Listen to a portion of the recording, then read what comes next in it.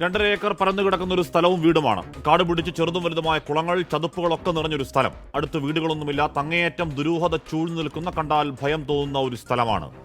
പള്ളിപ്പുറത്ത് ആ വീട്ടിലും വീട്ടുവളപ്പിലും ഇന്ന് പോലീസ് പരിശോധനയിൽ കണ്ടെത്തിയ അസംഖ്യം അസ്ഥികൾ. അസ്ഥികളെന്ന് പറയുമ്പോൾ ശരീരത്തിന്റെ ഏതു ഭാഗത്തെ അസ്ഥികൾ എന്ന് പോലും പറയാനാകാത്ത വണ്ണം, ഒന്നല്ല പലയാവർത്തി കത്തിച്ചു എന്ന് കരുതപ്പെടുന്ന ഭാഗങ്ങളാണ്. എടുത്തു പറയേണ്ടത് സംശയിക്കപ്പെടുന്ന സെബാസ്റ്റ്യന്റെ കൂസലില്ലായ്മയാണ്. അയാൾ അങ്ങേയറ്റം പൂർണ്ണമായി കോൺഫിഡന്റ് ആണ്.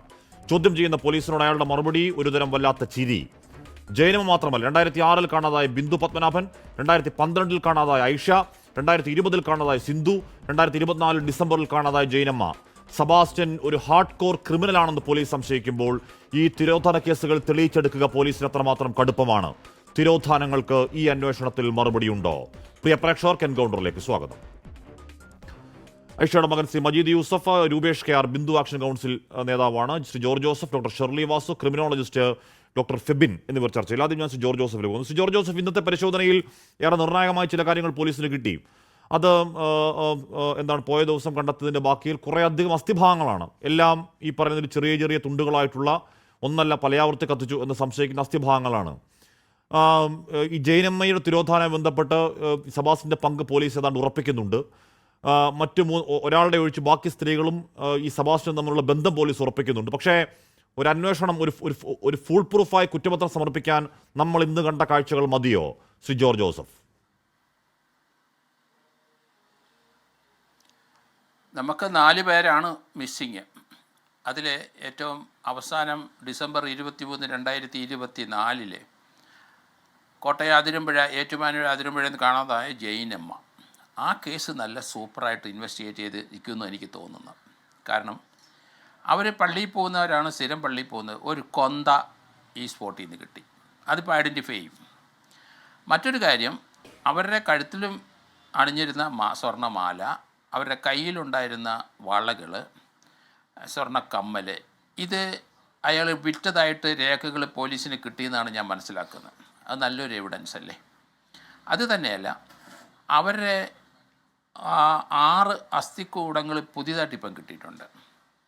അതിനകത്ത് രസകരമായ ഒരു കാര്യം, ആ കുളം പറ്റിച്ച് കുളത്തിലെ മനുഷ്യ മാംസം തിന്നുന്ന ഫിഷ് അല്ലെങ്കിൽ തിന്നുന്ന മീനെ വളർത്തുന്നുണ്ട് 3 കുളത്തിൽ എന്ന് നാട്ടുകാർ പറയുന്നുണ്ട്.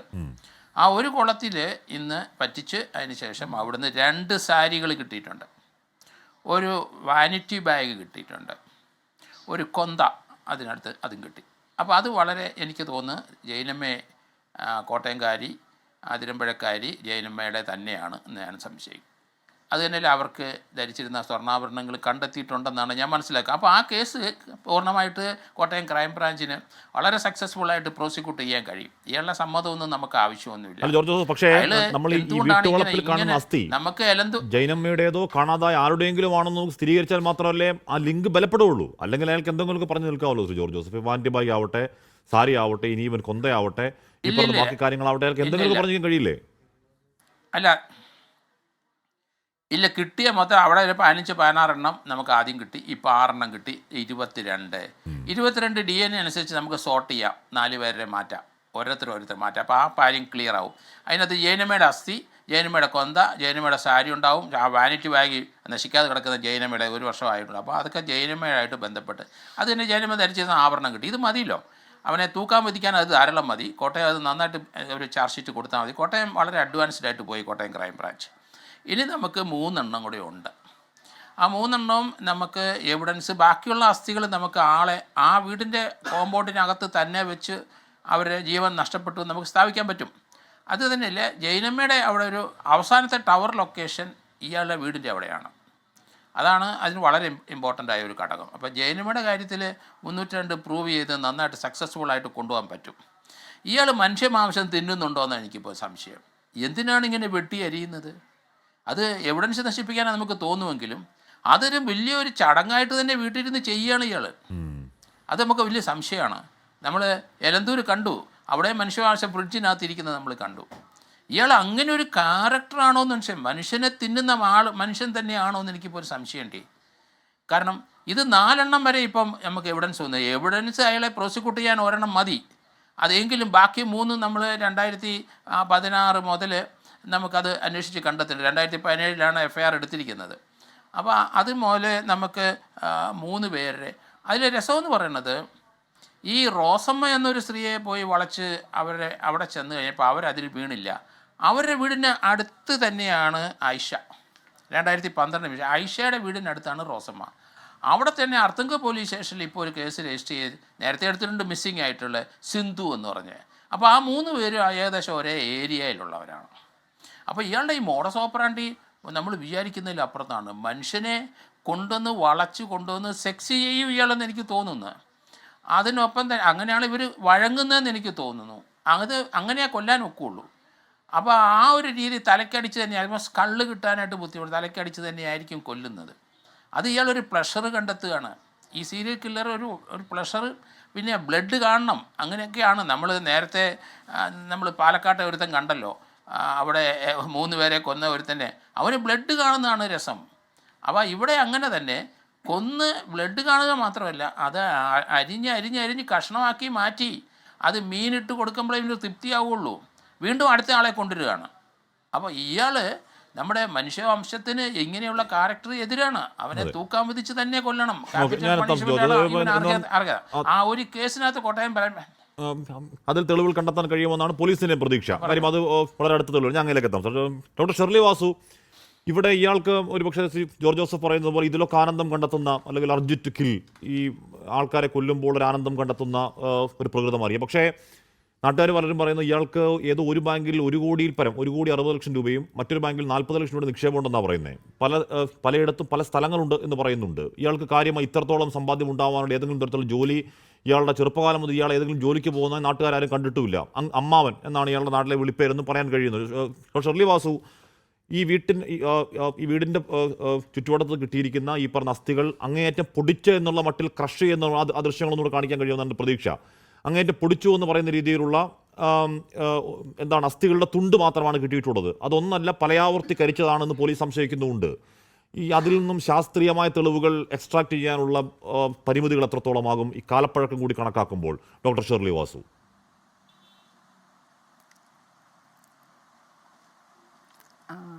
മ്യൂട്ടിലേറ്റഡ് ബോഡി അല്ലെങ്കിൽ അസ്ഥികൾ വീണ്ടും എടുത്ത് അസ്ഥി ആക്കിയതിന് ശേഷം വീണ്ടും അതിനെ കത്തിച്ചു പൊടിച്ചു എന്നൊക്കെ പറയുമ്പോൾ അത് വളരെ കോംപ്ലക്സ് തന്നെയാണ്. എങ്കിൽ പോലും ആകെ മൊത്തം ഒരു റിക്കവറിയിലുണ്ടാകുന്ന അസ്ഥികളുടെ നമ്പർ, അതിൻ്റെ ഹ്യൂമൻ അനാട്ടമിക്കലായിട്ടുള്ള എത്ര ഭാഗം കിട്ടി എന്നുള്ളത് ഒരു ഡ്യൂപ്ലിക്കേഷൻ. കാരണം റൈറ്റ് തൈ ബോൺ 2 ഉണ്ടെങ്കിൽ അത് നമ്മൾ 2 ആളാണെന്ന് എടുക്കേണ്ടി വരും. അത് ഡ്യൂപ്ലിക്കേഷൻ എന്ന് പറയും. ഡ്യൂപ്ലിക്കേഷനൊന്നും ഇല്ലാതെ സൈഡ് ബോൺസ് ഒക്കെ വെച്ചിട്ട് നമുക്ക് ഒരു ഫൈൻഡിൻ്റെ അകത്ത് എത്ര ആളുണ്ട് എന്നുള്ളത് പറയാൻ പറ്റും. ഇയാൾ എത്ര നശിപ്പിച്ചെന്ന് പറഞ്ഞാലും കുറച്ച് ഭാഗങ്ങൾ, അതായത് ഇടുപ്പല്ലിൻ്റെയൊക്കെ കംപ്ലീറ്റ് ഭാഗങ്ങൾ ഈ അവസാനം പറഞ്ഞ കേസിൽ നശിച്ചിരിക്കാൻ സാധ്യതയില്ല.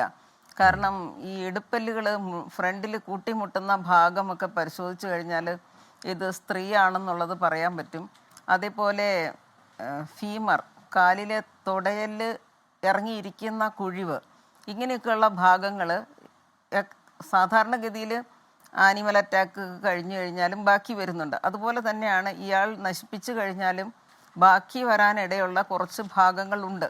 അത് വെച്ചിട്ട് ഇത് സ്ത്രീയാണെന്നുള്ളതും ഇവരുടെ പ്രായം എത്രയാണെന്നുള്ളതും ഇവർക്ക് പ്രസവിച്ചിട്ടുണ്ടോ എന്നൊക്കെയുള്ള തരത്തിലുള്ള കാര്യങ്ങൾ നമുക്ക് പറയാൻ പറ്റും.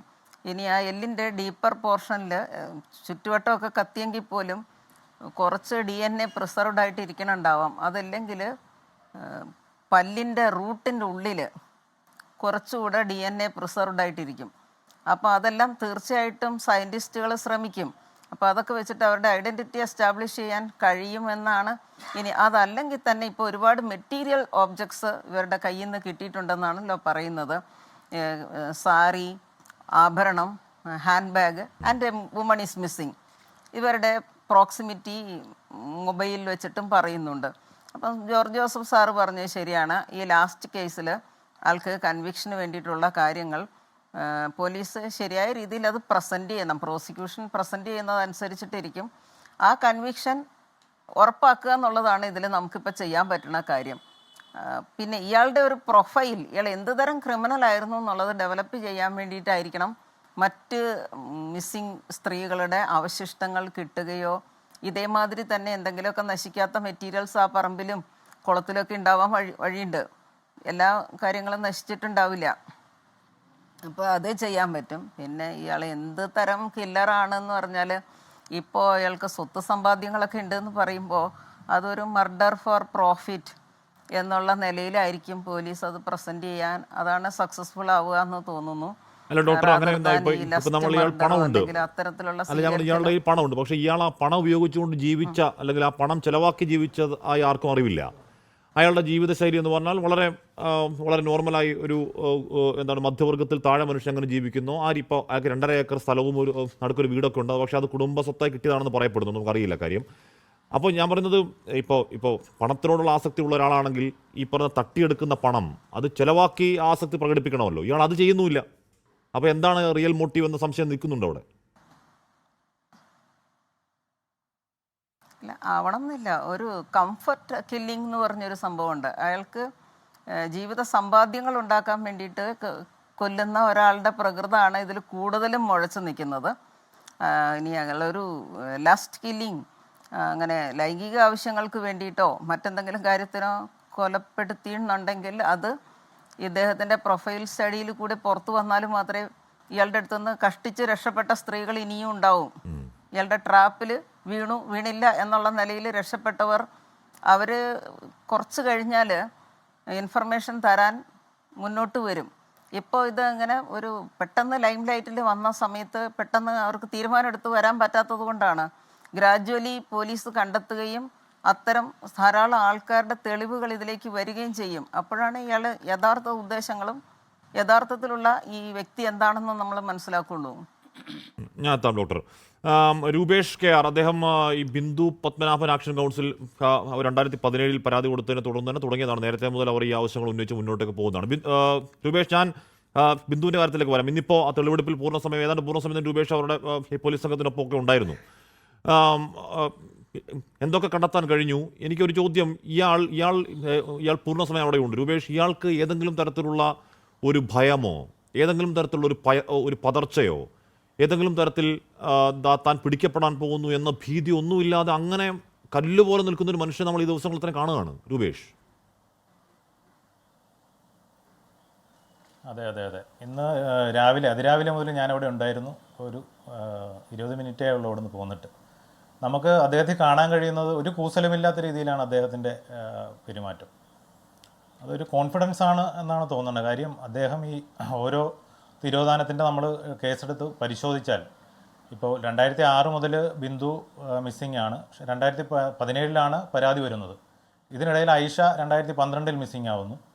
ഏറ്റവും അവസാനം 2024 ഡിസംബറിൽ നമ്മുടെ ജൈനമ്മ, ഏറ്റുമാനൂർ സ്വദേശിനി ജൈനമ്മയുടെ തിരോധാനം. ആ ജൈനമ്മയുമായി ബന്ധപ്പെട്ടാണ് ഇപ്പോൾ അന്വേഷണങ്ങൾ കൂടുതലായും നടക്കുന്നത്. ഒരു വലിയ കാലയളവ് ഇദ്ദേഹത്തിന് കിട്ടിയിട്ടുണ്ട്. ഒരു ഇടവേളയിട്ടാണ് അദ്ദേഹം ഓരോ കാര്യങ്ങളും ചെയ്യുന്നത്. ഓരോ കുറ്റകൃത്യങ്ങളിലേക്കും പോകുന്നത് അത്തരത്തിലാണ്. അപ്പോൾ പൂർണ്ണമായും തെളിവുകൾ നശിപ്പിച്ചിരിക്കണം. പിന്നെ ഇതിൽ പോലീസിൻ്റെ ഭാഗത്തു നിന്ന് ആദ്യഘട്ടത്തിൽ തന്നെ വീഴ്ചയുണ്ടായിട്ടുണ്ട്. അവരുടെ പൂർണ്ണമായ സഹായം ഇതിലുണ്ടായിട്ടുണ്ട് എന്നുള്ള കാര്യത്തിൽ സംശയമില്ല. അല്ല രൂപേഷ്, 2006 ബിന്ദുവിനെ കാണാതാവുന്നു. 2017 പരാതി. 2006, 7, 8, 9, 10, 11, 12, 13, 14, 15, 16, 17, 11 വർഷങ്ങൾ കഴിയുമ്പോൾ പരാതി പോലും വരുന്നത്.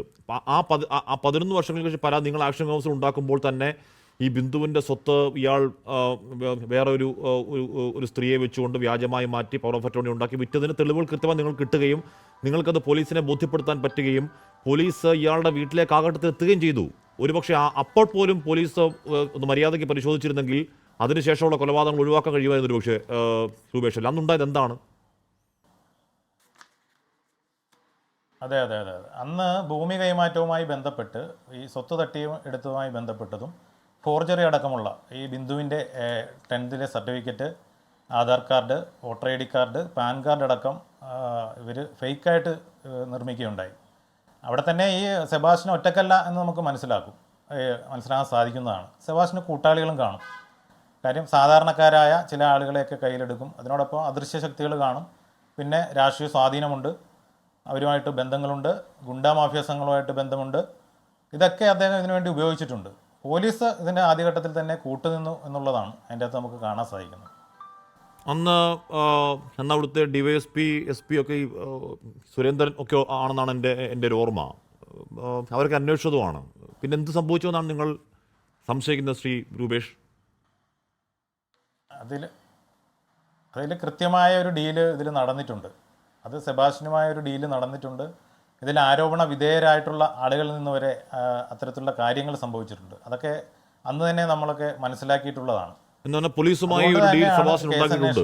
അവിടെ വെച്ച് ഒരു ഘട്ടത്തിൽ അവസാനിക്കുന്ന എന്ന് പറഞ്ഞാൽ ഞാൻ ചോദിക്കാൻ കാരണം രൂപേഷെ അന്ന് ഒരു ഓട്ടോ ഡ്രൈവർ മൊത്തത്തിൽ ഈ സെബാസ്റ്റ്യൻ ജീവിതത്തിൽ 3-4 മനോജ്മാരുണ്ട്. ഇപ്പോഴും മനോജ് ഉണ്ടെന്നാണ് എൻ്റെ അറിവ്. ഇപ്പോൾ ആ കണിച്ചുകുളങ്ങര കേസിലെ ഒരു പ്രതി ആണെന്ന് സംശയിക്കപ്പെടുന്ന ഒരാൾ ഇപ്പോഴും കൂടെയുണ്ട്. ഒരു മനോജിനെ ഓട്ടോ ഡ്രൈവറാണ്, ഇയാളുടെ സഹായിയാണ് നിൽക്കുന്നുണ്ട്. ഈ ബിന്ദു പത്മനാഭൻ്റെ കേസിൽ ചോദ്യം ചെയ്യാൻ വിളിക്കുമ്പോഴേക്കും അയാൾ ആത്മഹത്യ ചെയ്യുന്നുണ്ട്. അപ്പോൾ പോലും പോലീസിന് എന്തെങ്കിലും ഒരു ഡൗട്ട് തോന്നേണ്ടതാണ്. അത് അന്വേഷണം കടുപ്പിക്കേണ്ടതാണ്. അന്വേഷണം കടുപ്പിക്കാതെ പോയതിൻ്റെ പിന്നിൽ പോലീസ് സെബാസ്റ്റ്യനുമായി ഉണ്ടാക്കിയ ഒരു ഡീലാണ് എന്ന് സംശയിക്കുന്നുണ്ട് ആക്ഷൻ കൗൺസിൽ അല്ലേ? 100% അതിൽ നമ്മൾ അന്ന് തന്നെ മനസ്സിലാക്കിയിട്ടുള്ള കാര്യമാണ്.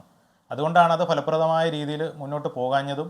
അതൊരു വട്ടത്തിൽ നമ്മുടെ ക്രൈംബ്രാഞ്ച് അന്വേഷണം ഏറ്റെടുത്ത് കുറച്ച് മൂവ്മെൻ്റ് ഉണ്ടാക്കിയെങ്കിലും അവർക്കും ഈ സ്ഥലപരിശോധന പോലും അന്ന് ഇത്തരത്തിൽ നടത്താൻ സാധിച്ചില്ല.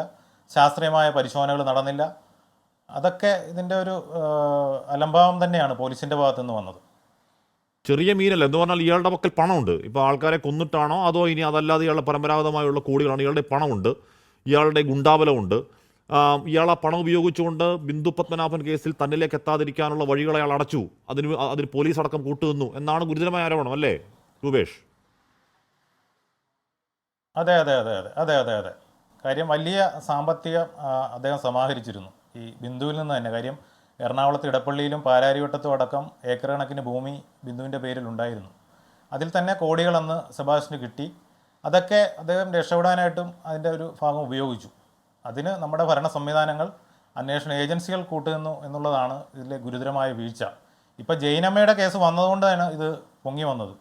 ജൈനമ്മയുടെ കേസിൽ ഈ മൊബൈൽ ടവർ ലൊക്കേഷൻ ഈ സെബാസ്റ്റ്യൻ്റെ ടവർ ലൊക്കേഷൻ തന്നെയായിരുന്നു. അതുകൊണ്ട് സ്വർണ്ണാഭരണങ്ങൾ പണയം വെച്ചതിൽ കൃത്യമായ തെളിവ് കിട്ടി. പോലീസിൻ്റെ നിരീക്ഷണത്തിലായിരുന്നു, കോട്ടയം ക്രൈംബ്രാഞ്ചിൻ്റെ നിരീക്ഷണത്തിലായിരുന്നു മാസങ്ങളായിട്ട് സെബാസ്റ്റ്യൻ. അതൊക്കെ കൊണ്ടാണ് ഇപ്പോൾ ഇത്തരത്തിലൊരു അന്വേഷണത്തിലേക്ക് വന്നത്. പക്ഷെ അതും എന്തായി തീരുമെന്ന കാര്യത്തിൽ സംശയമില്ല. കാര്യം ഇതിൽ DNA ഫലം വന്നെങ്കിൽ മാത്രമേ ഇതാരാണ് എന്നറിയാൻ സാധിക്കുകയുള്ളൂ. ബിന്ദുവാണോ, ഐഷയാണോ, ജൈനമ്മയാണോ? ഇപ്പോൾ ഏറ്റവും പുതിയതായിട്ടൊരു സിന്ധുവിൻ്റെ ഫയൽ കൂടി വന്നിട്ടുണ്ട്. അപ്പോൾ ഇതിൽ ആരാണ്, മറ്റാരെങ്കിലും ആണോ? പിന്നീട് മോൺസൺ മാവുങ്കൽ കേസിലൊക്കെ പറഞ്ഞു കേട്ട സുരേന്ദ്രൻ അന്വേഷണ ഉദ്യോഗസ്ഥനായിരുന്നു, അന്വേഷിച്ചിട്ടുണ്ട്. അപ്പോൾ അദ്ദേഹം അടക്കം ഈ കേസ് ഒതുക്കുന്നതിൽ പങ്കാളികളാണ് എന്ന് നേർക്കുന്നവർ സംശയിക്കുകയാണ് നിങ്ങൾ അല്ലേ? തീർച്ചയായും അതിലൊരു സംശയവുമില്ല. അതിൽ ആ ഉന്നത സ്ഥാനത്തിരിക്കുന്ന വ്യക്തി മുതൽ താഴെ ഈ കേസ് കൈകാര്യം ചെയ്യുന്ന ആളുകൾ വരെ അതിൽ അതിൻ്റെ ഭാഗമായി മാറിയിട്ടുണ്ട്.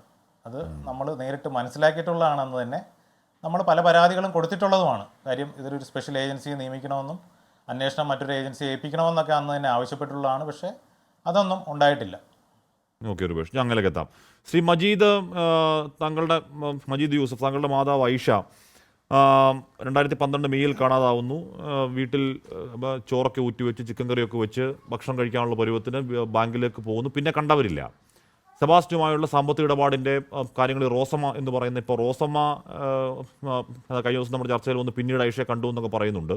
റോസമ്മ ഇയാളുടെ ഒരു വളരെ അടുത്ത സുഹൃത്താണ്. രാത്രിയും പകലൊക്കെ ആ വീട്ടിൽ, റോസമ്മയുടെ വീട്ടിൽ ഈ സെബാസ്റ്റ്യൻ പോകുന്നത് കണ്ടവരുണ്ട്. എലിസബത്ത് ടീച്ചർ എന്ന് പറഞ്ഞാൽ പിന്നെ ചില വെളിപ്പെടുത്തൽ വരുന്നുമുണ്ട്.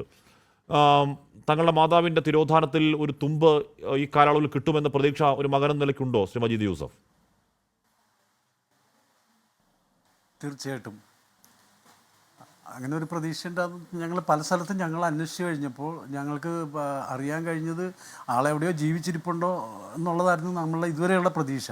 പക്ഷേ ഇപ്പോൾ ഇത് കണ്ടപ്പോൾ എനിക്ക് തീർച്ചയായിട്ടും മനസ്സിലായി ആൾ ജീവിച്ചിരിപ്പില്ല എന്ന്. എന്ന് പറഞ്ഞാൽ ആ ഫോക്കസിൽ ഉണ്ടായിരുന്നു. എന്ന് പറഞ്ഞാൽ ഈ പറയുന്ന റോസമ്മയുടെ വീട്ടിൽ ഐഷയും കൂട്ടി സെബാസ്റ്റ്യൻ പോയിരുന്നുവെന്നും അവിടെ ഈ സ്ഥലമിടപാടുകളെ പറ്റിയൊക്കെ സംസാരം ഉണ്ടായി എന്നൊക്കെ റോസമ്മ പറയുന്നുണ്ടായിരുന്നു. റോസമ്മ അടക്കം ഇനിയും വീണ്ടും പോലീസ് വിളിപ്പിക്കുമായിരിക്കാം. എന്തായാലും ഈ പറയുന്ന കണക്ഷനിൽ ഉണ്ടായിരുന്നു താങ്കളുടെ മാതാവും അല്ലേ? കണക്ഷനിലുണ്ടായിരുന്നു എന്ന് പറഞ്ഞാൽ ഈ പറഞ്ഞ വ്യക്തി ഈ സ്ത്രീയുമായിട്ടുള്ള ബന്ധം എൻ്റെ മാതാവ് അവിടെ ചെന്നതിന് ശേഷമായിട്ടുള്ളതാണ്.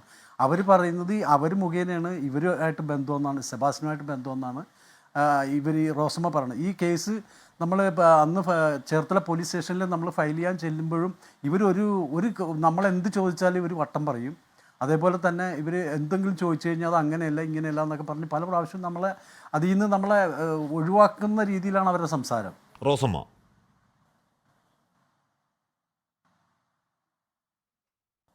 ഈ റോസമ്മയുടെ അറിയില്ലേ പറഞ്ഞത്? ഈ റോസമ്മ കേസിനെ അങ്ങനെയായിരുന്നു നമ്മളോട് അതെ തീർച്ചയായിട്ടും. ഞാൻ ചോദിക്കുന്ന ആ ദിവസങ്ങൾ ഇപ്പോൾ സ്റ്റേഷനിൽ വെച്ച് അത് കഴിഞ്ഞ് ആ സമയത്ത് എപ്പോഴെങ്കിലും സെബാസ്റ്റ്യൻ എന്ന പേര് ഉയർന്നു വന്നിട്ടുണ്ടോ നിങ്ങൾക്കിടയിൽ? പോലീസിനോട് പറഞ്ഞിട്ടുണ്ടോ ഇങ്ങനൊരു സംശയം ഉണ്ടെന്ന കാര്യം? എനിക്കറിയില്ല. ഞാൻ ഇല്ല അവർ പറഞ്ഞിട്ടില്ല. അവരൊന്നും പറഞ്ഞിട്ടുമില്ല. അവർ വ്യക്തമായിട്ട് കാര്യങ്ങളൊന്നും സംസാരിക്കുന്നുമില്ല. നമ്മളെന്തെങ്കിലും ചോദിച്ചാൽ, കാരണം ഇവർക്കാണ് ഏറ്റവും കൂടുതൽ ഉമ്മയായിട്ട് അവിടെ ചേർത്തലയിൽ ചെന്നതിന് ശേഷം ഇവരുമായിട്ടായിരുന്നു ഏറ്റവും കൂടുതൽ അടുപ്പമെന്ന് ഞങ്ങൾക്കറിയാം. അതിനുശേഷമാണ് ഇപ്പോൾ എൻ്റെ അടുത്ത് ഒരു ദിവസം വന്നിട്ട് പറഞ്ഞു എനിക്ക് 1,00,000 രൂപ വേണമെന്ന് പറഞ്ഞാൽ എൻ്റെ ഉമ്മ എൻ്റെ കയ്യിൽ നിന്ന് 1,00,000 രൂപയും വാങ്ങിച്ചിട്ട് പോയി. അതിനുശേഷം ഒരാഴ്ചക്ക് ശേഷമാണ് ഞാൻ ഇതൊക്കെ സംഭവിക്കുന്നത്. എനിക്കൊന്ന് ചേർത്തലയിലെ വീട്ടിൽ ഉമ്മ മാത്രമായിരുന്നു എന്ന് തോന്നുന്നു അല്ലേ? അതെ, ഉമ്മയുടെ സഹോദരൻ തൊട്ടടുത്ത് താമസിക്കുന്നുണ്ടായിരുന്നു. നമ്മൾ ഈ പറയുന്ന ബിന്ദു ആവട്ടെ, ഈ പറയുന്ന ഇപ്പോൾ സംശയിക്കപ്പെടുന്ന സിന്ധു ആവട്ടെ, ജൈനമ്മ ആവട്ടെ, ഏതെങ്കിലും തരത്തിലുള്ള ഒരു സാമ്പത്തിക നേട്ടം ഇവരിൽ നിന്നൊക്കെ ഇയാൾക്ക് കിട്ടിയെന്നാണ് പോലീസ് സംശയിക്കുന്നത്. ഇപ്പോൾ സ്ഥലമാവട്ടെ സ്വർണ്ണമാവട്ടെ എങ്ങനെയെങ്കിലുമൊക്കെ. അങ്ങനെ അങ്ങയുടെ മാതാവിലേക്ക് ഈ സാമ്പത്തികമായി അട്രാക്ട് ചെയ്യപ്പെടാനുള്ള സാമ്പത്തിക ആസ്തി ഐഷയ്ക്ക് ഉണ്ടായിരുന്നോ ശ്രീ മജീദ് യൂസഫ്? തീർച്ചയായിട്ടും ഉണ്ടായിരുന്നു. എൻ്റെ മാതാവിൻ്റെ ശരീരത്തിൽ സ്വർണ്ണാഭരണങ്ങൾ ഉണ്ടായിരുന്നു. പിന്നെ അമ്മ റിട്ടയർഡ് ആയതാണ്. അപ്പോൾ അതിൻ്റെ ഫിനാൻസ് കാര്യങ്ങളൊക്കെ എന്താണെന്ന് ഞങ്ങൾ ഇതുവരെ അന്വേഷിച്ചിട്ടില്ല, ഞങ്ങൾക്ക് ഇതുവരെ ഷെയർ ചെയ്തിട്ടുമില്ല ഒന്നും. അങ്ങനെയുള്ള കുറച്ച് കാര്യങ്ങളൊക്കെ നമുക്കറിയാം. പൈസയുടെ കാര്യങ്ങളൊക്കെ, പൈസ ഉണ്ടെന്നും സ്വർണ്ണം ഉണ്ടെന്നും അറിയാം. 2012 കാണാതാവുന്നു. അതിനുശേഷം നിങ്ങൾ ഇപ്പോൾ സ്വന്തം മാതാവിനെ കാണാതാവുന്നുണ്ട്. അപ്പോൾ നിങ്ങളതിൻ്റെ അന്വേഷണ വഴിയിൽ ഏതുവരെ മുന്നോട്ടേക്ക് പോയി? എപ്പോഴാണ് നിങ്ങളത് ഡ്രോപ്പ് ചെയ്തത്, ആ അന്വേഷണം ഡ്രോപ്പ് ചെയ്തത് ശ്രീ മജീദ്? ഡ്രോപ്പ് ചെയ്തെന്ന് പറഞ്ഞാൽ ഞങ്ങൾ പല പ്രാവശ്യം ചേർത്തല പോലീസ് സ്റ്റേഷനിൽ നിന്ന് അവർ വിളിക്കുന്നു, എവിടെയെങ്കിലും ഒരു ബോഡി കണ്ട്. അപ്പോൾ ഞങ്ങൾ 2-3 പ്രാവശ്യം ഇവരുടെ അടുത്ത് പോയി. അപ്പോൾ അതൊന്നും നമ്മളുമായിട്ട് യാതൊരു ബന്ധപ്പെട്ടതല്ലാത്തത് കൊണ്ടാണ് പിന്നെ നമ്മളത് ഇന്ന് പിന്തിരിഞ്ഞു. അപ്പോഴും ഞങ്ങളുടെ പ്രതീക്ഷ ആൾ ജീവിച്ചിരിപ്പുണ്ടെന്നുള്ളതാണ്. അപ്പം നമുക്ക് ഇവരിങ്ങനെയൊക്കെ പറയുമ്പോൾ നമുക്ക് ഒരു ഇതില്ലായിരുന്നു. ഇത് ആളിങ്ങനെ മരിച്ചു എന്നോ അല്ലെങ്കിൽ ഈ സെബാസ്റ്റ്യനുമായിട്ടുള്ള ഇടപാടുണ്ടെന്നൊന്നും ഞങ്ങൾക്ക് അറിയില്ലായിരുന്നു. അതായത് ഇവർ നിരന്തരം കോൺടാക്റ്റിലുണ്ട് എന്നൊക്കെ റോസമ്മ നിങ്ങളോട് പറഞ്ഞുകൊണ്ടിരുന്നു എന്ന് പറഞ്ഞാൽ ഈ ഐഷയ്ക്കൊന്നും സംഭവിച്ചിട്ടില്ല എന്നൊരു പ്രതീതി റോസമ്മ നിങ്ങൾക്ക് തന്നുകൊണ്ടിരുന്നു, ഫീഡ് ചെയ്തുകൊണ്ടിരുന്നു അല്ലേ മജീദ്? ഇല്ല അങ്ങനെ പറഞ്ഞിട്ടില്ല. ഇത് കണ്ടത് ഞങ്ങൾ ഈ പരാതി കൊടുക്കാൻ ചേർത്തല പോലീസ് ചെല്ലുമ്പോൾ ഈ റോസമ്മേനെ വിളിപ്പിച്ചിരുന്നു. അപ്പോൾ ഇവർ നമ്മൾ ചോദിക്കുന്നതോ അല്ലെങ്കിൽ അവർ യാതൊരു വക ഒരു തരത്തിലും നമുക്ക് യോജിക്കാൻ പറ്റാത്ത രീതിയിലുള്ള സംസാരമാണ് അവർ സംസാരിച്ചുകൊണ്ടിരുന്നത്. അപ്പോൾ നമുക്ക് അങ്ങനെ ഒരു പ്രതീക്ഷയില്ല ഇവരിങ്ങനെ ഒരു സംഭവം ചെയ്തിട്ടുണ്ടെന്നോ നടന്നിട്ടുണ്ടോയെന്നോ നമുക്കറിയില്ല. ഓക്കെ. ഡോക്ടർ ഫെബിൻ ഇയാൾ ഏത് തരത്തിലുള്ള ഡോക്ടർ ഫെബിൻ ഇയാൾ ഏത് തരത്തിലുള്ള ക്രിമിനലാണെന്നാണ് മനസ്സിലാക്കുന്നത്. കാര്യം ഓർത്തു നോക്കൂ, ഇയാൾ ഏതെങ്കിലും തരത്തിൽ അയാളുടെ കണ്ണുകളിലേക്ക് നോക്കൂ, ഏതെങ്കിലും തരത്തിലുള്ള ഗിൽറ്റിൻ്റെ തരിമ്പ് പോലും ഇല്ല, ഏതെങ്കിലും തരത്തിൽ കൂസലില്ല. ഈ പരിശോധനയ്ക്ക് നിൽക്കുമ്പോൾ പോലും രൂപേഷ് അടക്കം പറയുന്നത് ഒരു പതർച്ചയില്ലാതെ അയാൾ നിൽക്കുകയാണ്. അയാൾ സംസാരിക്കുന്നത് ഇയാൾക്ക് രാവിലെ കൃത്യമായി ചായ വേണം, ഇയാൾക്ക് രാവിലെ കൃത്യമായി രാവിലത്തെ ബ്രേക്ക്ഫാസ്റ്റ് വേണം, ഉച്ചയ്ക്ക് ചോറ് വേണം, വൈകിട്ട് ചായ പലഹാരം വേണം, രാത്രി ആ ഭക്ഷണം കൃത്യമായിട്ട് വേണം. അതിന് കാരണം ഇയാൾ ഒരു ഷുഗർ പേഷ്യൻ്റാണ്, അങ്ങേയറ്റം വലിയ ഷുഗർ പേഷ്യൻ്റാണ്. രാവിലെ 7 മണിക്ക് ഈ പോലീസുകാർ ആശുപത്രിയിൽ കൊണ്ട് ഇൻസുലിൻ എടുക്കണം, അയാളുടെ കാലിൽ മുറിവുണ്ട്, എല്ലാ ദിവസവും കൊണ്ട് ഡ്രസ്സ് ചെയ്യണം. ഈ കാര്യം മാത്രമേ അയാൾ പറയുന്നുള്ളൂ. അയാൾ ഈ കേസുമായി ബന്ധപ്പെട്ട ചോദ്യങ്ങൾക്ക് കമാന്ന് മിണ്ടുന്നില്ലെന്ന് മാത്രമല്ല പോലീസിനെ കളിയാക്കി ചിരിക്കുന്നു എന്നാണ് അറിയാൻ കഴിയുന്നത്. എന്തുകൊണ്ടാണ് ഇത്രയുമായിട്ടും അയാളുടെ മനസ്സിലേക്ക് ഏതെങ്കിലും തരത്തിലുള്ള ഒരു ചാഞ്ചാട്ടം ഉണ്ടാവാത്തത് ഡോക്ടർ ഫെബിൻ? കുറ്റവാളികൾ നമ്മൾ കാണുന്നേക്കാളും അപ്പുറമാണ്. എന്തുകൊണ്ടെന്ന് വെച്ചിട്ടുണ്ടെങ്കിൽ കുറ്റവാളികൾ പലതരത്തിലുള്ള കുറ്റവാളികളുണ്ട്. ഇപ്പോൾ ഒരു തവണ കുറ്റം ചെയ്ത ആൾക്കാരുണ്ട്, അല്ലെങ്കിൽ കുറച്ചധികം കാലമായിട്ട് കുറ്റം ചെയ്യുന്ന ആൾക്കാരുണ്ട്. അങ്ങനെ പല ആൾക്കാരുണ്ട്. പക്ഷേ ഞാൻ ഈ സംഭവത്തിന് ശേഷം ഇത് സെബാസ്റ്റ്യൻ എന്ന് പറഞ്ഞ ആളുടെ വിഷ്വൽസ് ഞാൻ എടുത്തു നോക്കുകയാണ്. എന്ന് വെച്ചിട്ടുണ്ടെങ്കിൽ എനിക്ക് ഒരു ക്രിമിനോളജിസ്റ്റ് എന്ന രീതിക്ക് ഏറ്റവും കൂടുതൽ സ്ട്രൈക്ക് ചെയ്തിട്ടുള്ളൊരു വിഷ്വലാണ്. എന്നുകൊണ്ട് ആ മുഖത്തോ ബോഡി ലാംഗ്വേജിലോ ഒരു തരത്തിലുള്ള ഗിൽറ്റ് ഫീലിങ്ങും ഇല്ല. നമ്മളൊരു സിമ്പിളായിട്ട് പറയുകയാണെങ്കിൽ ഒരു കുറ്റവാളി അല്ലാത്തൊരാളുടെ മുഖത്ത് കുറ്റവാളികളുടെ അല്ലാത്തൊരാളുടെ മുഖത്തൊരു ഭയം ഉണ്ടാവും ഒരു പോലീസ് വരുമ്പോൾ. നല്ലൊരു കുറ്റവാളികളായിക്കോട്ടെ അല്ലെങ്കിൽ കുറ്റം ചെയ്യുന്ന ആളായിക്കോട്ടെ, ഭയങ്കര ഹാർഡ് കോർ ക്രിമിനൽ ആയിക്കോട്ടെ, അങ്ങനെയുള്ള ആൾക്കാരിൽ ഒഴിച്ച് ബാക്കി എല്ലാവരിലും ഈ ഒരു പേടിയോ അല്ലെങ്കിൽ ഒരു വറിയെ ചെയ്യുന്നൊരു അവസ്ഥയോ എത്ര വലിയ കുറ്റവാളികൾ ഉണ്ടാവും. പക്ഷേ ഈ സെബാസ്റ്റ്യൻ്റെ മുഖത്ത് കാണാൻ പറ്റാത്തൊരു സാധനം വെച്ചിട്ടുണ്ടെങ്കിൽ ഗിൽറ്റ് ഫീലിംഗ് ഇല്ല. അയാൾ ചുറ്റും നടക്കുന്ന കാര്യത്തെക്കുറിച്ചോ അല്ലെങ്കിൽ പോലീസിൻ്റെ പ്രസൻസിനെ കുറിച്ചോ, പോലീസിൻ്റെ പ്രസൻസിൽ തന്നെ നോർമലായിട്ട് ആക്ട് ചെയ്യുന്ന പറ്റുന്ന ഒരു തരത്തിലുള്ള ക്രിമിനലാണ്, അല്ലെങ്കിൽ ക്രിമിനലായി മാറുക. അല്ലെങ്കിൽ ഇത് നമ്മൾ പലപ്പോഴും കണ്ടിട്ടുണ്ട്. ഞാൻ ഏറ്റവും ഡെഡ്ലി ആയിട്ട് കാണാൻ ഈ പ്രതിനെ കാണാൻ ഉദ്ദേശിക്കുന്ന കാര്യം തന്നെ അത് തന്നെയാണ്. അതായത് ഒരു ആൻറ്റി സോഷ്യൽ പേഴ്സണാലിറ്റി ഡിസോർഡറിനേക്കാൾ കൂടുതൽ ഒരു തരത്തിലുള്ള പേടിയില്ലാത്തത്, എന്നാൽ താനിലോട്ട് ഒരിക്കലും എത്താൻ പോലീസിന് പറ്റിയെന്നുള്ള ഒരു ഓവർ കോൺഫിഡൻസും കൂടി അയാളുടെ മുഖത്തുണ്ട്. അതുകൊണ്ട് തന്നെ ഞാൻ സംശയിക്കുന്ന അയാൾ കുറ്റം ചെയ്തിട്ടുണ്ടെന്ന്. അതായത് വേറെ തെളിവുകളൊന്നും വേണ്ടെന്ന് ഞാൻ വിചാരിക്കുന്നത്, സംശയിക്കാൻ വേണ്ടി. അതായത് അത്രയധികം എവിഡൻ്റ് ആണ് അയാളുടെ മുഖത്ത്. അതായത് ഒരു തരത്തിലുള്ള പ്രശ്നങ്ങളും ഇല്ലാത്ത ഒരാൾ. നമ്മൾ പലപ്പോഴും ഹാർഡ് കോർ ക്രിമിനൽസ് എന്ന് പറയുന്ന ഒരു ഗ്രൂപ്പ് ഓഫ് ആൾക്കാരെ കാണാറുണ്ട്. അവർക്ക് പല രീതിയിലാണ് കുറ്റവാളികൾ ആകാനുള്ള കാരണങ്ങൾ. ഉദാഹരണം പറയുകയാണെങ്കിൽ ചില ആളുകളിൽ മുഖത്ത് അതായത് കുറ്റം ചെയ്യുന്ന സമയത്ത് വിക്ടിമിൻ്റെ മുഖത്തുണ്ടാകുന്ന ചിലപ്പോൾ ഉണ്ടാകുന്ന ആ ഭയം, അത് ത്രസിപ്പിക്കുന്ന ആൾക്കാരുണ്ട്. ചില ആൾക്കാർക്ക് ഒരാളെ കൊല്ലുമ്പോൾ ഉണ്ടാകുന്ന ആ കരച്ചിലായിരിക്കും ചിലപ്പം ഒരു മോട്ടിവേറ്റിംഗ് ഫാക്ടറാകുക. ചില ആൾക്കാർക്ക് പൈസയായിരിക്കും. പക്ഷെ പല രീതിയിൽ കുറ്റവാളികൾ കണ്ടിട്ടുണ്ട്. പക്ഷേ എത്രയൊക്കെ ആണെങ്കിലും ഇങ്ങനത്തെ ഒരു മുഖമുള്ള കുറ്റവാളികൾ വളരെ റെയറാണെന്ന് നമുക്ക് പറയാൻ വേണ്ടി പറ്റും. കുറ്റവാളികൾ എന്നുള്ളൊരു ഇങ്ങനെ മുഖമുള്ള മനുഷ്യന്മാർ റെയറായിട്ട് നമുക്ക് കണക്കാക്കാൻ വേണ്ടി പറ്റും. സെബാസ്റ്റ്യൻ എന്ന് പറഞ്ഞ ആളുടെ മുഖത്ത് ഞാൻ കാണുന്ന ഒരു അത്രയും കോൺഫിഡൻസ് നമുക്ക് കാണാൻ വേണ്ടി പറ്റും. അതുകൊണ്ടാണ് എന്തായാലും അത്രയധികം കോൺഫിഡൻസിൽ പോലീസിന് ഏതെങ്കിലും വിധത്തിൽ ക്രാക്ക് ചെയ്യാൻ കഴിയാത്ത ഒരു പിടിതരാത്ത ദുരൂഹ വ്യക്തിത്വം അയാൾ ഇപ്പോഴും തുടരുകയുമാണ്. ഞാൻ തിരികെ എത്താം. ഇടവേളയ്ക്ക് ശേഷം ഇയാളുടെ ബാത്റൂമിൽ നിന്ന് രക്തക്കറ കണ്ടെത്തുന്ന വാർത്ത വരുന്നുണ്ട്. അതിനടക്കം വിശദാംശങ്ങൾ നമ്മളെത്തും ഇടവേളയ്ക്ക് ശേഷം. 4 തിരോധാനങ്ങളിൽ തുമ്പുതേടുകയാണ് പോലീസ് അവിടെ ഉള്ളത്. ഏറ്റവും പ്രധാനം ഇതിൽ തന്നെയാണ് DNA പരിശോധനാ ഫലത്തിൽ ഇവിടെ കണ്ടെത്തുന്ന അസ്ഥികൾ. ഈ 4 തിരോധാനങ്ങൾ ജയനമ്മയുടേതാവണമെന്നില്ല. 4 തിരോധാനങ്ങൾ ഏതെങ്കിലും ഒന്ന് എന്ന് കണ്ടെത്തിയാൽ മാത്രമേ പോലീസ് നമ്മൾ ഉദ്ദേശിക്കുന്ന ഫലം അതിൽ കിട്ടാൻ കഴിയുകയുള്ളൂ. ഇയാൾ ഒരു പഠിച്ച കള്ളനാണ് എന്ന് പറഞ്ഞാൽ ഇയാൾ ചെയ്ത ക്രൈം ചെയ്ത് നിൽക്കാൻ അറിയാവുന്ന ഒരു ക്രിമിനലാണ് എന്ന് പോലീസ് സംശയിക്കുന്നുണ്ട്. പ്രിയപ്പെട്ട പക്ഷേ ഇപ്പോൾ വരുന്ന വാർത്ത ഇയാളുടെ വീട്ടിനകത്തെ ബാത്റൂമിൽ നിന്നും രക്തക്കറ കണ്ടെത്തി എന്നുള്ളതാണ്. ഫോറൻസിക് സംഘം അവിടെ പരിശോധന നടത്തുകയുമാണ്. റാഫി കരീം ആ വാർത്തയുടെ വിവരങ്ങളുമായി ചേരുന്നു. റാഫി, ശുചിമുറിയിൽ രക്തക്കറ കണ്ടെത്തി, ഇത് എന്തിൻ്റെ സൂചനയായി പോലീസ് കാണുന്നുണ്ട്? ഇന്നിപ്പോൾ നടത്തിയ പരിശോധന എനിക്ക് തോന്നുന്നു അസ്ഥി കഷ്ണങ്ങളെക്കാൾ ഏറ്റവും നിർണായക തെളിവാണെന്ന് തോന്നുന്നു ഇപ്പോൾ കണ്ടെത്തുന്നത്. റാഫി. തീർച്ചയായും വർഷങ്ങൾ പഴക്കമുള്ള അസ്ഥി ഭാഗങ്ങളാണ് രാവിലെ മുതൽ നടത്തിയ പരിശോധനയിൽ വീടിന്റെ പരിസരത്ത് നിന്ന് അന്വേഷണ സംഘത്തിന് കണ്ടെത്താൻ കഴിഞ്ഞത്. എന്നാൽ രാത്രിയിൽ ഇപ്പോൾ വീടിനകം കേന്ദ്രീകരിച്ച് നടത്തിയ പരിശോധനയിലാണ് ബാത്റൂമിൽ നിന്ന് രക്തക്കറ കണ്ടെത്തിയ വിവരം പുറത്തു വരുന്നത്. ഈ രക്തക്കറ കണ്ടെത്തിയ ഭാഗത്ത് ഫോറൻസിക് സംഘം പരിശോധന നടത്തുന്നുണ്ട്. വൈകിട്ട് മുതൽ അന്വേഷണ സംഘം വീടിനകത്തെ ഗ്രാനൈറ്റ് പൊളിച്ചുള്ള പരിശോധനയിലേക്ക് കടന്നിരുന്നു. ഈ ഗ്രാനൈറ്റ് പൊളിച്ചു മാറ്റി ഈ ഭാഗത്ത് വലിയ ആഴത്തിൽ കുഴിയെടുത്ത് മണ്ണ് മാറ്റിയുള്ള പരിശോധനയായിരുന്നു അന്വേഷണ സംഘം വൈകിട്ട് കടന്നത്. വീണ്ടും ഇതിനുശേഷം ഈ ഭാഗത്ത് കൃത്യമായി വെട്ടം എത്തിച്ചതിന് ശേഷം രാത്രിയിലും ഈ പരിശോധന തുടരുകയാണ്. ഇതിനിടെയാണ് ബാത്റൂമിൽ നടത്തിയ പരിശോധനയിൽ രക്തക്കറ കണ്ടെത്താൻ കഴിഞ്ഞിരിക്കുന്നത്. ടൈലുകൾക്കിടയിൽ നിന്നാണ് ഈ രക്തക്കറ കണ്ടെത്താൻ കഴിഞ്ഞിരിക്കുന്നത് എന്നുള്ള വിവരമാണ് ഏറ്റവും ഒടുവിലായി ലഭിക്കുന്നത്. ഈ ഭാഗത്ത് ഫോറൻസിക് സംഘം വിശദമായി പരിശോധന നടക്കുന്നുണ്ട്. ഇതിന്റെ സാമ്പിളുകളും ശേഖരിക്കുന്നുണ്ട്. എന്തായാലും രാവിലെ മുതൽ നടത്തിയ പരിശോധനയിൽ അന്വേഷണ സംഘത്തിന് നിർണായകമായ വിവരങ്ങളാണ് ലഭിച്ചിരിക്കുന്നത്. കഴിഞ്ഞ തവണ നടത്തിയ പരിശോധനയിൽ അസ്ഥിഭാഗങ്ങൾ കണ്ടെത്തിയിരുന്നു. ഇത് വിശദമായ DNA പരിശോധനയ്ക്ക് അടക്കം മറ്റു പരിശോധനകൾക്കായി ലാബിലേക്ക് അയക്കുകയും ചെയ്തിരുന്നു. ഇതേസമയം തന്നെ രക്തക്കറയെന്ന് സംശയമുള്ള ചില വസ്തുക്കളും ഈ വീടിനകത്ത് നിന്ന് കണ്ടെത്തിയിരുന്നു. വീണ്ടും ഇതേ സ്ഥലത്ത് നടത്തിയ പരിശോധനയിലാണ് വീണ്ടും രക്തക്കറ കണ്ടെത്തിയിരിക്കുന്നത്. എന്തായാലും നിർണായകമായ വിവരങ്ങളാണ് അന്വേഷണ സംഘത്തിന് ഇനി ലഭിക്കാനുള്ളത്. അത് ഈ വിശദമായ ശാസ്ത്രീയ പരിശോധനകൾക്ക് ശേഷമായിരിക്കും ലഭിക്കുക. ഹാഷിമി. ഓക്കെ, ഞാൻ George Joseph. Doctor Shirley Vasu, താങ്കൾ പറഞ്ഞു നിർത്തിയുണ്ടായിരുന്നുള്ളൂ എന്തെങ്കിലുമൊക്കെ ഈ ദൈവത്തിൻ്റെ കയ്യൊപ്പ് പോലെയുള്ള അവശേഷിപ്പിക്കുന്നുള്ള കാര്യം. എനിക്ക് തോന്നുന്നു അങ്ങനെയുള്ള അവശേഷിപ്പുകളാണെന്ന് തോന്നുന്നു ടൈലിൻ്റെ ഇടയിലുള്ള വർഷങ്ങൾ പഴക്കമുള്ള ചോരക്കറ. Doctor Shirley Vasu. തീർച്ചയായും ഇത്തരം കേസുകളിൽ ഒരു ക്രൈം പെർഫെക്റ്റ് ആയിട്ട് നടത്താൻ ഒരു ക്രിമിനലിനും സാധിക്കാറില്ല.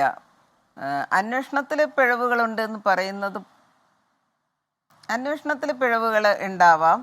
അതേസമയം അതായത് പൂർണ്ണമായ ഒരു അന്വേഷണം ചിലപ്പോൾ സാധ്യമായിരിക്കില്ല. പക്ഷേ കുറ്റവാളിയുടെ പിഴവുകൾ കണ്ടെത്തി അതിൽ കൂടി നയിച്ച് മുന്നോട്ട് പോകുന്നതാണ് നല്ല ഇൻവെസ്റ്റിഗേഷൻ.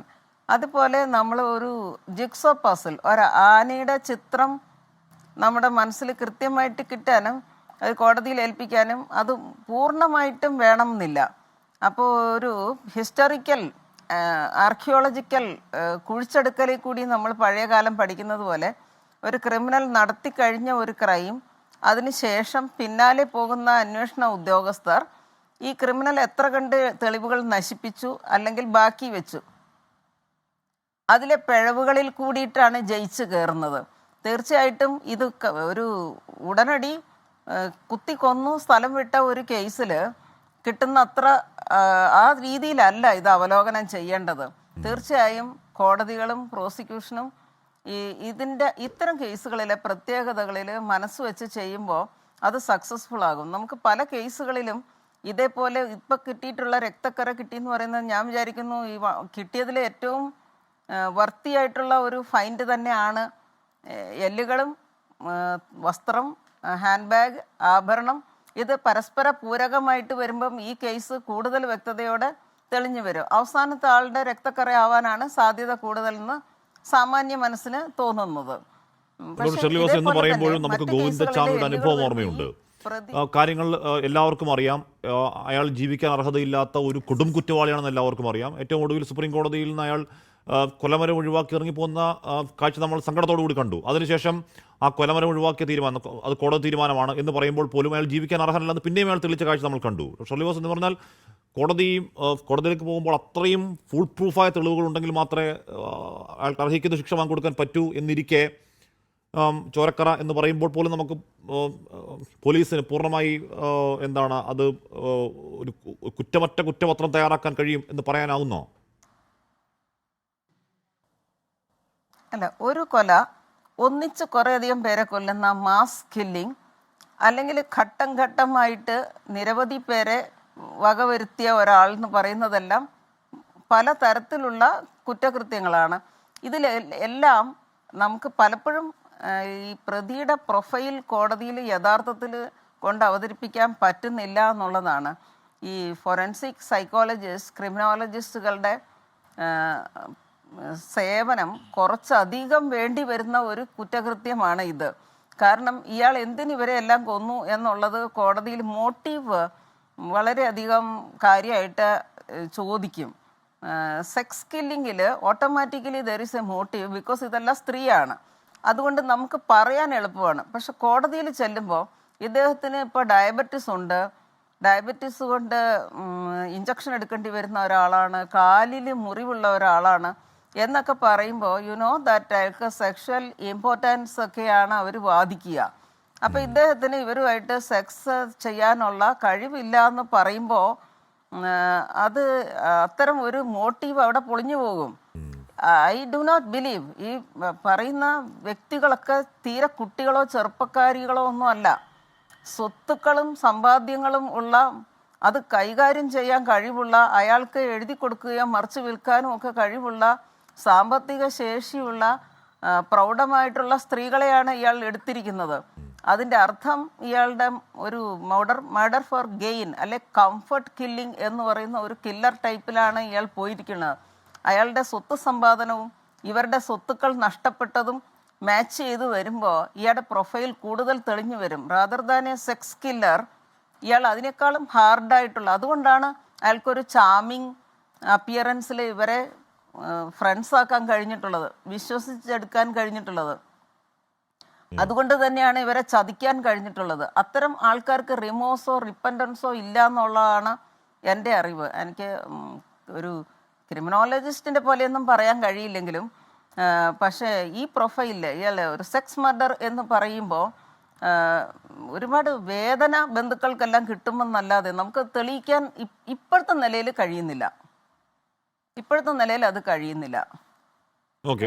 മർഡർ ഫോർ ഗെയിൻ അത് കഴിയും, അതായിരിക്കണം. സോറി. ഓക്കെ ഡോക്ടർ എന്ന് പറയുമ്പോൾ പോലും നമ്മൾ ഇപ്പോഴല്ല ഈ ബിന്ദു അതിൻ്റെ ആദ്യഘട്ട പരിശോധനയിൽ ഈ വീട്ടിലൊക്കെ വന്നിട്ടുണ്ട്. അപ്പോൾ അന്ന് പരിശോധിച്ചപ്പോൾ സമീപവാസികൾ ചിലർ പറഞ്ഞത് ഇയാളുടെ മുറിയിൽ ഒരു ഒരു അറ നിറയെ ഗർഭനിരോധന ഉറകൾ ഉണ്ടായിരുന്നു എന്നൊക്കെ പറയുന്നത് പിന്നെ പറഞ്ഞു കേട്ടിട്ടുണ്ട്. അപ്പോൾ അത് ഈ ജയനമ്മയുടെ കാര്യത്തിൽ അയാളുടെ ഈ ഡയബറ്റിക് ഒക്കെ വരുന്ന കുറേ കൂടെ കഴിയുമ്പോഴാണ് ഇയാൾ അങ്ങോട്ടേക്ക് ഇയാളുടെ ആയ കാലത്ത് ഇയാൾ എന്തായിരുന്നു എന്നൊക്കെയുള്ളത് പിന്നീട് പരിശോധന മാത്രമേ വ്യക്തമാവുകയുള്ളൂ. ഞാൻ അങ്ങനെയൊക്കെ എത്താം.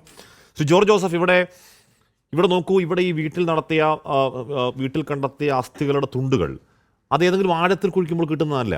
മണ്ണ് ജസ്റ്റ് മാറ്റുമ്പോൾ തന്നെ ഈ പറയുന്ന രീതിയിലുള്ളതൊക്കെ കിട്ടുകയാണ്. യഥാർത്ഥത്തിൽ ഈ ഒരു തോട്ടും സാധ്യമല്ലേ? അങ്ങനെ പഠിച്ചൊരു കള്ളനാണെങ്കിൽ അത് പോലീസിനെ വഴിതെറ്റിക്കാൻ അല്ലെങ്കിൽ പോലീസ് അത് കണ്ടെടുക്കണം എന്ന മട്ടിൽ കൊണ്ടിട്ടതാവാനും വഴിയുണ്ടോ ശ്രീ ജോർജ്? അതോ യഥാർത്ഥത്തിൽ ഇയാൾ കൊന്ന സ്ത്രീകളുടെ അസ്ഥികൾ തന്നെയാണെന്ന് മനസ്സിലാക്കണോ? അത് അങ്ങനെ തീർച്ചയായിട്ടും അങ്ങനെ തന്നെ മനസ്സിലാക്കണം. ഇയാൾക്ക് നല്ല കോൺഫിഡൻസ് അല്ലേ? ഇയാൾ 2006 പോയ അന്ന് പോലെ കൊന്നുകൊണ്ടിരിക്കുകയല്ലേ? അവിടെ അങ്ങ് പോലീസ് എത്തുന്നില്ല. പോലീസിന് ഇയാൾ കൗണ്ടർ അടിച്ചു കഴിയുമ്പം പോലീസ് പിന്നെ പണവും കൊടുത്തു കഴിയുമ്പം പോലീസ് പോവുകയല്ലേ? അപ്പോൾ അവരൊന്നും ഡീപ്പായിട്ടൊന്നും അന്വേഷിച്ചില്ല. കോട്ടയം ക്രൈംബ്രാഞ്ച് ഇപ്പോൾ അന്വേഷിച്ചപ്പോൾ ആ ഒരു കേസ് റീസെൻറ്റ് കേസായതുകൊണ്ടാണ് നമുക്ക് ഇതിലോട്ട് വന്ന് ചാടാം. അല്ലെങ്കിൽ ഇയാൾ അവിടെ മരിച്ചു കെട്ടങ്ങ് പോകുന്നല്ലാതെ ഇവരെപ്പറ്റി യാതൊരു വിവരം കിട്ടിയില്ല. അത് ഈ കോട്ടയം അവസാനത്തെ ഇതിലാണ് ഇയാൾ പിടിക്കപ്പെട്ടത്. അല്ലെങ്കിൽ 3 4 മർഡർ അയാൾ ചെയ്തിട്ടുണ്ടെങ്കിൽ അതൊന്നും പിടിക്കാനും പോകുന്നില്ലായിരുന്നു. പക്ഷേ ഇപ്പോഴത്തേനകത്താണ് അയാൾക്ക് പറ്റിപ്പോയത്. കാരണം അതൊരു ജൈനമ്മയുടെ ബ്രദർ കേസും കൊടുത്തു, വളരെ ക്വിക്കായിട്ട് കേസ് കൊടുത്തു. ഇവർ സ്ഥലമായിട്ട് പ്രാർത്ഥനയ്ക്കൊക്കെ പോകുന്ന ആളാന്ന് പറഞ്ഞു. ആ പ്രാർത്ഥനയ്ക്ക് പോകുന്ന ആ സ്റ്റേറ്റ്മെൻറ്റിൽ തന്നെ കൊന്തയുടെ കാര്യം ക്ലിയർ ആയില്ലേ അവിടെ. അപ്പോൾ അതുകൊണ്ട് ആ കേസ് വളരെ സ്ട്രോങ് ആവും, അതിന് യാതൊരു സംശയമില്ല. അത് തന്നെയല്ല, ഇതിനകത്ത് ഇതേ സ്പോട്ടിൽ തന്നെയാണ് മറ്റ് 3 പേരുടെയും മർഡർ നടന്നത്. അവരാരും ആ അന്വേഷണ ഉദ്യോഗസ്ഥന്മാരും ഇവിടെ വന്ന് ഇങ്ങനെ ഒരു റിക്കവറി നടത്തിയിട്ടുമില്ല. അപ്പോൾ ഇവരെന്ന് ലഭിക്കുന്ന റിക്കവറി അനുസരിച്ച് പല എല്ലുകളും മറ്റതൊക്കെ ഉണ്ടാവും. അത് കൃത്യമായിട്ട് ഈ കോട്ടയം പോലീസ് അടിയന്തരമായിട്ട് ബിന്ദുവിൻ്റെയും അതുപോലെ മറ്റേ ലേഡിയുടെയും 3 പേരുടെയും അവരുടെ ബ്ലഡ് ഗ്രൂപ്പും വീട്ടുകാരിൽ നിന്നൊക്കെ നേരത്തെ എടുക്കണം. ഇതിനകത്ത് നമുക്കിപ്പം ബാത്റൂമിലെ ബ്ലഡിൻ്റെ അംശമുണ്ട്, ടൈൽസിൻ്റെ ഇടയ്ക്ക് കണ്ടു, പിന്നെ അവിടെ ഇരിക്കുന്ന ചില പാത്രങ്ങളോ ചില സാധനങ്ങളൊക്കെ ബ്ലഡ് പറ്റിയിട്ടുണ്ട്, വാതിലിൽ ബ്ലഡ്, ഇതിൻ്റെ എല്ലാം ഗ്രൂപ്പ് കണ്ടുപിടിക്കണം. എന്നിട്ട് ഇതിനകത്ത് എലിമിനേറ്റ് ചെയ്ത് അങ്ങനെ ഇപ്പം കണ്ടെടുക്കുന്നത് ഒഫീഷ്യലായിട്ട് തന്നെ അത് മറ്റ് കേസിലേക്ക് ഉപകാരപ്പെടുന്നു അങ്ങോട്ട് കൊടുക്കണം. കാരണം അവർ വന്ന് ഇത് എടുക്കാനൊന്നും കഴിയില്ല എന്ന് എനിക്ക് തോന്നുന്നു. ഇവിടെ അവർക്കൊന്നും മിച്ചമൊന്നും കിട്ടത്തില്ല, കാരണം ഇവർ മിക്കവാറും എല്ലാം എടുക്കും. അപ്പോൾ ഇതിനകത്ത് കിട്ടിയിരിക്കുന്ന ഏകദേശം 21-22 അസ്ഥികൾ ഈ 4 പേരെ ആകും, അതിന് യാതൊരു സംശയമില്ല. ഒരേ സ്ഥലത്ത് തന്നെ അയാൾ നിക്ഷേപിക്കും. അപ്പം കത്തിച്ചൊക്കെ കളയാൻ നോക്കിയത് ഒന്നുമില്ലാതെ ഒരു എല്ലിൻ്റെ കഷ്ണം പോലും അവശേഷിക്കാതെ കത്തിച്ച് കളയാനുള്ള ശ്രമമാണ് അയാൾ നടത്തുന്നത്. എവിഡൻസ് കംപ്ലീറ്റ് ഡിസ്ട്രോയ് ചെയ്യാൻ നടത്തുന്ന ശ്രമങ്ങളാണത്. അയാൾക്ക് എവിഡൻസിനെ പറ്റി നല്ല ബോധ്യമുണ്ട്. അപ്പോൾ അതുകൊണ്ട് ഇപ്പോഴെടുക്കുന്നതിനകത്ത് ഈ കോട്ടയം പോലീസിന് ആവശ്യമില്ലാത്ത സാധനങ്ങൾ അതൊക്കെ ഒഫീഷ്യലാക്കിയിട്ട് മറ്റു കേസുകാരും അന്വേഷണ ഉദ്യോഗസ്ഥന്മാരായിട്ട് ആ 3 കേസിൻ്റെ ആൾക്കാരെ അത് ഇവർ തന്നെ അവരുടെ ബ്ലഡ് എടുക്കണം, അവരുടെ ബ്ലഡിൻ്റെ ഡീറ്റെയിൽസ് ഒന്നും പറയുന്നില്ല തോന്നുന്നല്ലേ? ഓക്കെ, പ്രതികരിച്ചിരുന്ന പ്രേക്ഷകർ കണ്ടത് ഇയാളുടെ ആ ചെകുത്താൻ കോട്ടയിൽ നിന്നുള്ള ദൃശ്യങ്ങൾ തന്നെയാണത്. അപ്പോൾ അതിനകത്ത് ഇപ്പോഴും SP ആണ് അവിടുന്ന് പോയത്. ഇപ്പോഴും പരിശോധന അവിടെ തുടരുകയായിരുന്നു. എനിക്ക് തോന്നുന്നു അന്വേഷണ സംഘം മടങ്ങുകയാണോന്ന് അറിയില്ല. ഈ രാത്രി നടത്തിയ പരിശോധനയിലാണ് ശുചിമുറിയിൽ രക്തക്കര അടക്കം കണ്ടെത്തിയത്. ജോർജ് ജോസഫ്, ഞാൻ അങ്ങനെ എത്താമേ.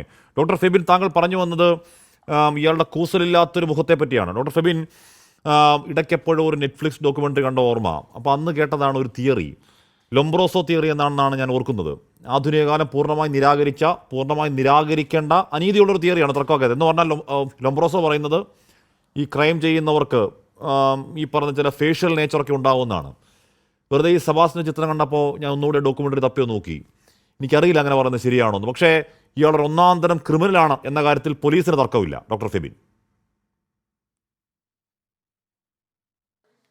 ലൊംബ്രസോയുടെ തിയറി നമ്മൾ പണ്ട് പോലെ നമ്മൾ നിരാകരിച്ചൊരു തിയറിയാണ്. പക്ഷേ ലൊംബ്രസോ ശരിയാകുന്നൊരു തിയറി എനിക്ക് തോന്നുന്നു ഇപ്പോൾ സെബാസ്റ്റിൻ്റെ കേസ് വന്നപ്പോഴാണ് എനിക്ക് തോന്നുന്നു. അപ്പം ശരിയാണ്, താങ്കൾ പറഞ്ഞത് ശരിയാണ്. പക്ഷേ ആ ഒരു ഫേഷ്യൽ എക്സ്പ്രഷൻ ആണെങ്കിലും ബോഡി ഫീച്ചേഴ്സ് ആണെങ്കിലും ഉണ്ട്. പക്ഷേ ആ തിയറി നമ്മൾ പണ്ടുപോലെ ക്രിമിനോളജിസ്റ്റുകളെല്ലാം തന്നെ നിരാകരിച്ചൊരു തിയറി ആയതുകൊണ്ട് ഞാൻ കൂടുതൽ പറയുന്നില്ല. പക്ഷേ എത്രയൊക്കെ പറഞ്ഞാലും ഈ എന്താണ് അയാളുടെ കോൺഫിഡൻസിനുള്ള കാരണം എന്നുള്ളതാണ് നമുക്ക് അറിയേണ്ടത്. ഇപ്പോൾ ഈ ഇത്രയും കോളിളക്കം സൃഷ്ടിച്ചൊരു കേസാണ്. ഇനി നാലെണ്ണത്തിൽ തന്നെ നാല് വിക്ടിമിൽ തന്നെ നിൽക്കുമോ എന്നുള്ള കാര്യത്തിലും എനിക്ക് ഡൗട്ടുണ്ട്. എന്തുകൊണ്ടെന്ന് വെച്ചിട്ടുണ്ടെങ്കിൽ ആ പാറ്റേൺ അല്ലെങ്കിൽ ആ പ്രൊഫൈലിങ്ങിൻ്റെ അതിൻ്റെ അകത്ത് കാരണങ്ങൾ അറിഞ്ഞാൽ മാത്രമേ പറയാൻ പറ്റുള്ളൂ. പക്ഷേ എത്രയൊക്കെ പറഞ്ഞാലും ഒരു കോമൺ ആയിട്ടുള്ള ഫാക്ടർ ഈ 4 പേരിലുണ്ട്. അതായത് തന്നെ താമസിക്കുന്ന സ്ത്രീകളായിരിക്കണം, അല്ലെങ്കിൽ സ്വത്തുള്ള സ്ത്രീകളാണ്. അപ്പോൾ ആ ഒരു പാറ്റേൺ, അയാൾ ചെയ്തിട്ടുള്ള ഒരു അപ്രോച്ച് എങ്ങനെയായിരുന്നു, അല്ലെങ്കിൽ സ്ഥല ഇടപാടുമായിട്ടാണ് നിന്നിരുന്നത്, അദ്ദേഹത്തിൻ്റെ പേരിലുള്ള സമ്പാദ്യങ്ങൾ, ഇതൊക്കെ നമുക്ക് ആ പ്രൊഫൈലിങ്ങിൻ്റെ അകത്തോട്ട് കൊണ്ടുവരാൻ പറ്റണം.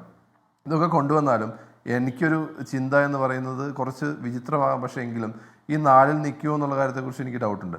അതുതന്നെയാണ് നമ്മൾ കാണാറുള്ളത്. എന്തുകൊണ്ടാണെന്ന് വെച്ചിട്ടുണ്ടെങ്കിൽ അദ്ദേഹത്തിന് ആ ഒരു ഫോഴ്സ്, അല്ലെങ്കിൽ ആ പറയുന്ന ഒരു സാധനം, ആ മുഖത്തുള്ള കോൺഫിഡൻസിനുള്ള ലെവൽ എന്ന് പറയുന്നത്, എനിക്ക് ചിലപ്പോൾ ഞാൻ ചൈൽഡ്ഹുഡിലോട്ട് പോകേണ്ടി വരും. സെബാസ്റ്റ്യൻ എന്ന് പറഞ്ഞ ആളുടെ ചൈൽഡ്ഹുഡിലോട്ട് പോകേണ്ടി വരും.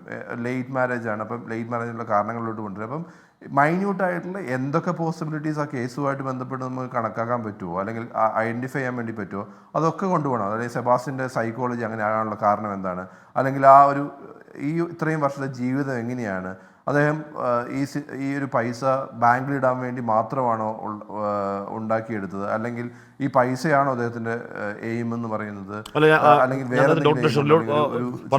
ഈ പണം അയാൾ എവിടെയും അങ്ങനെ വാരിക്കോരി ചെലവഴിച്ചത് നമുക്ക് മുന്നിൽ അറിവില്ല. ഇയാൾ ഈ പണം ഇങ്ങനെ അക്കൗണ്ടുകളിലൊക്കെ ഉണ്ട്, സ്ഥലമായിട്ട് കിടപ്പുണ്ട്. അതല്ലാതെ ഇയാൾ ഒരു ആർഭാട ജീവിതം നയിച്ച് നമ്മുടെ പക്കൽ തെളിവില്ല. മാത്രമല്ല ശ്രീ ഡോക്ടർ ഫെബിൻ ഈ പറയുന്ന പോലെ 2006 കാണാതായതിൻ്റെ പിന്നിൽ ഇയാളാണെങ്കിൽ 2006 മുതൽ ഇയാൾ ഏറ്റവും ചുരുങ്ങിയ പക്ഷേ പണി തുടങ്ങിയിട്ടുണ്ട്.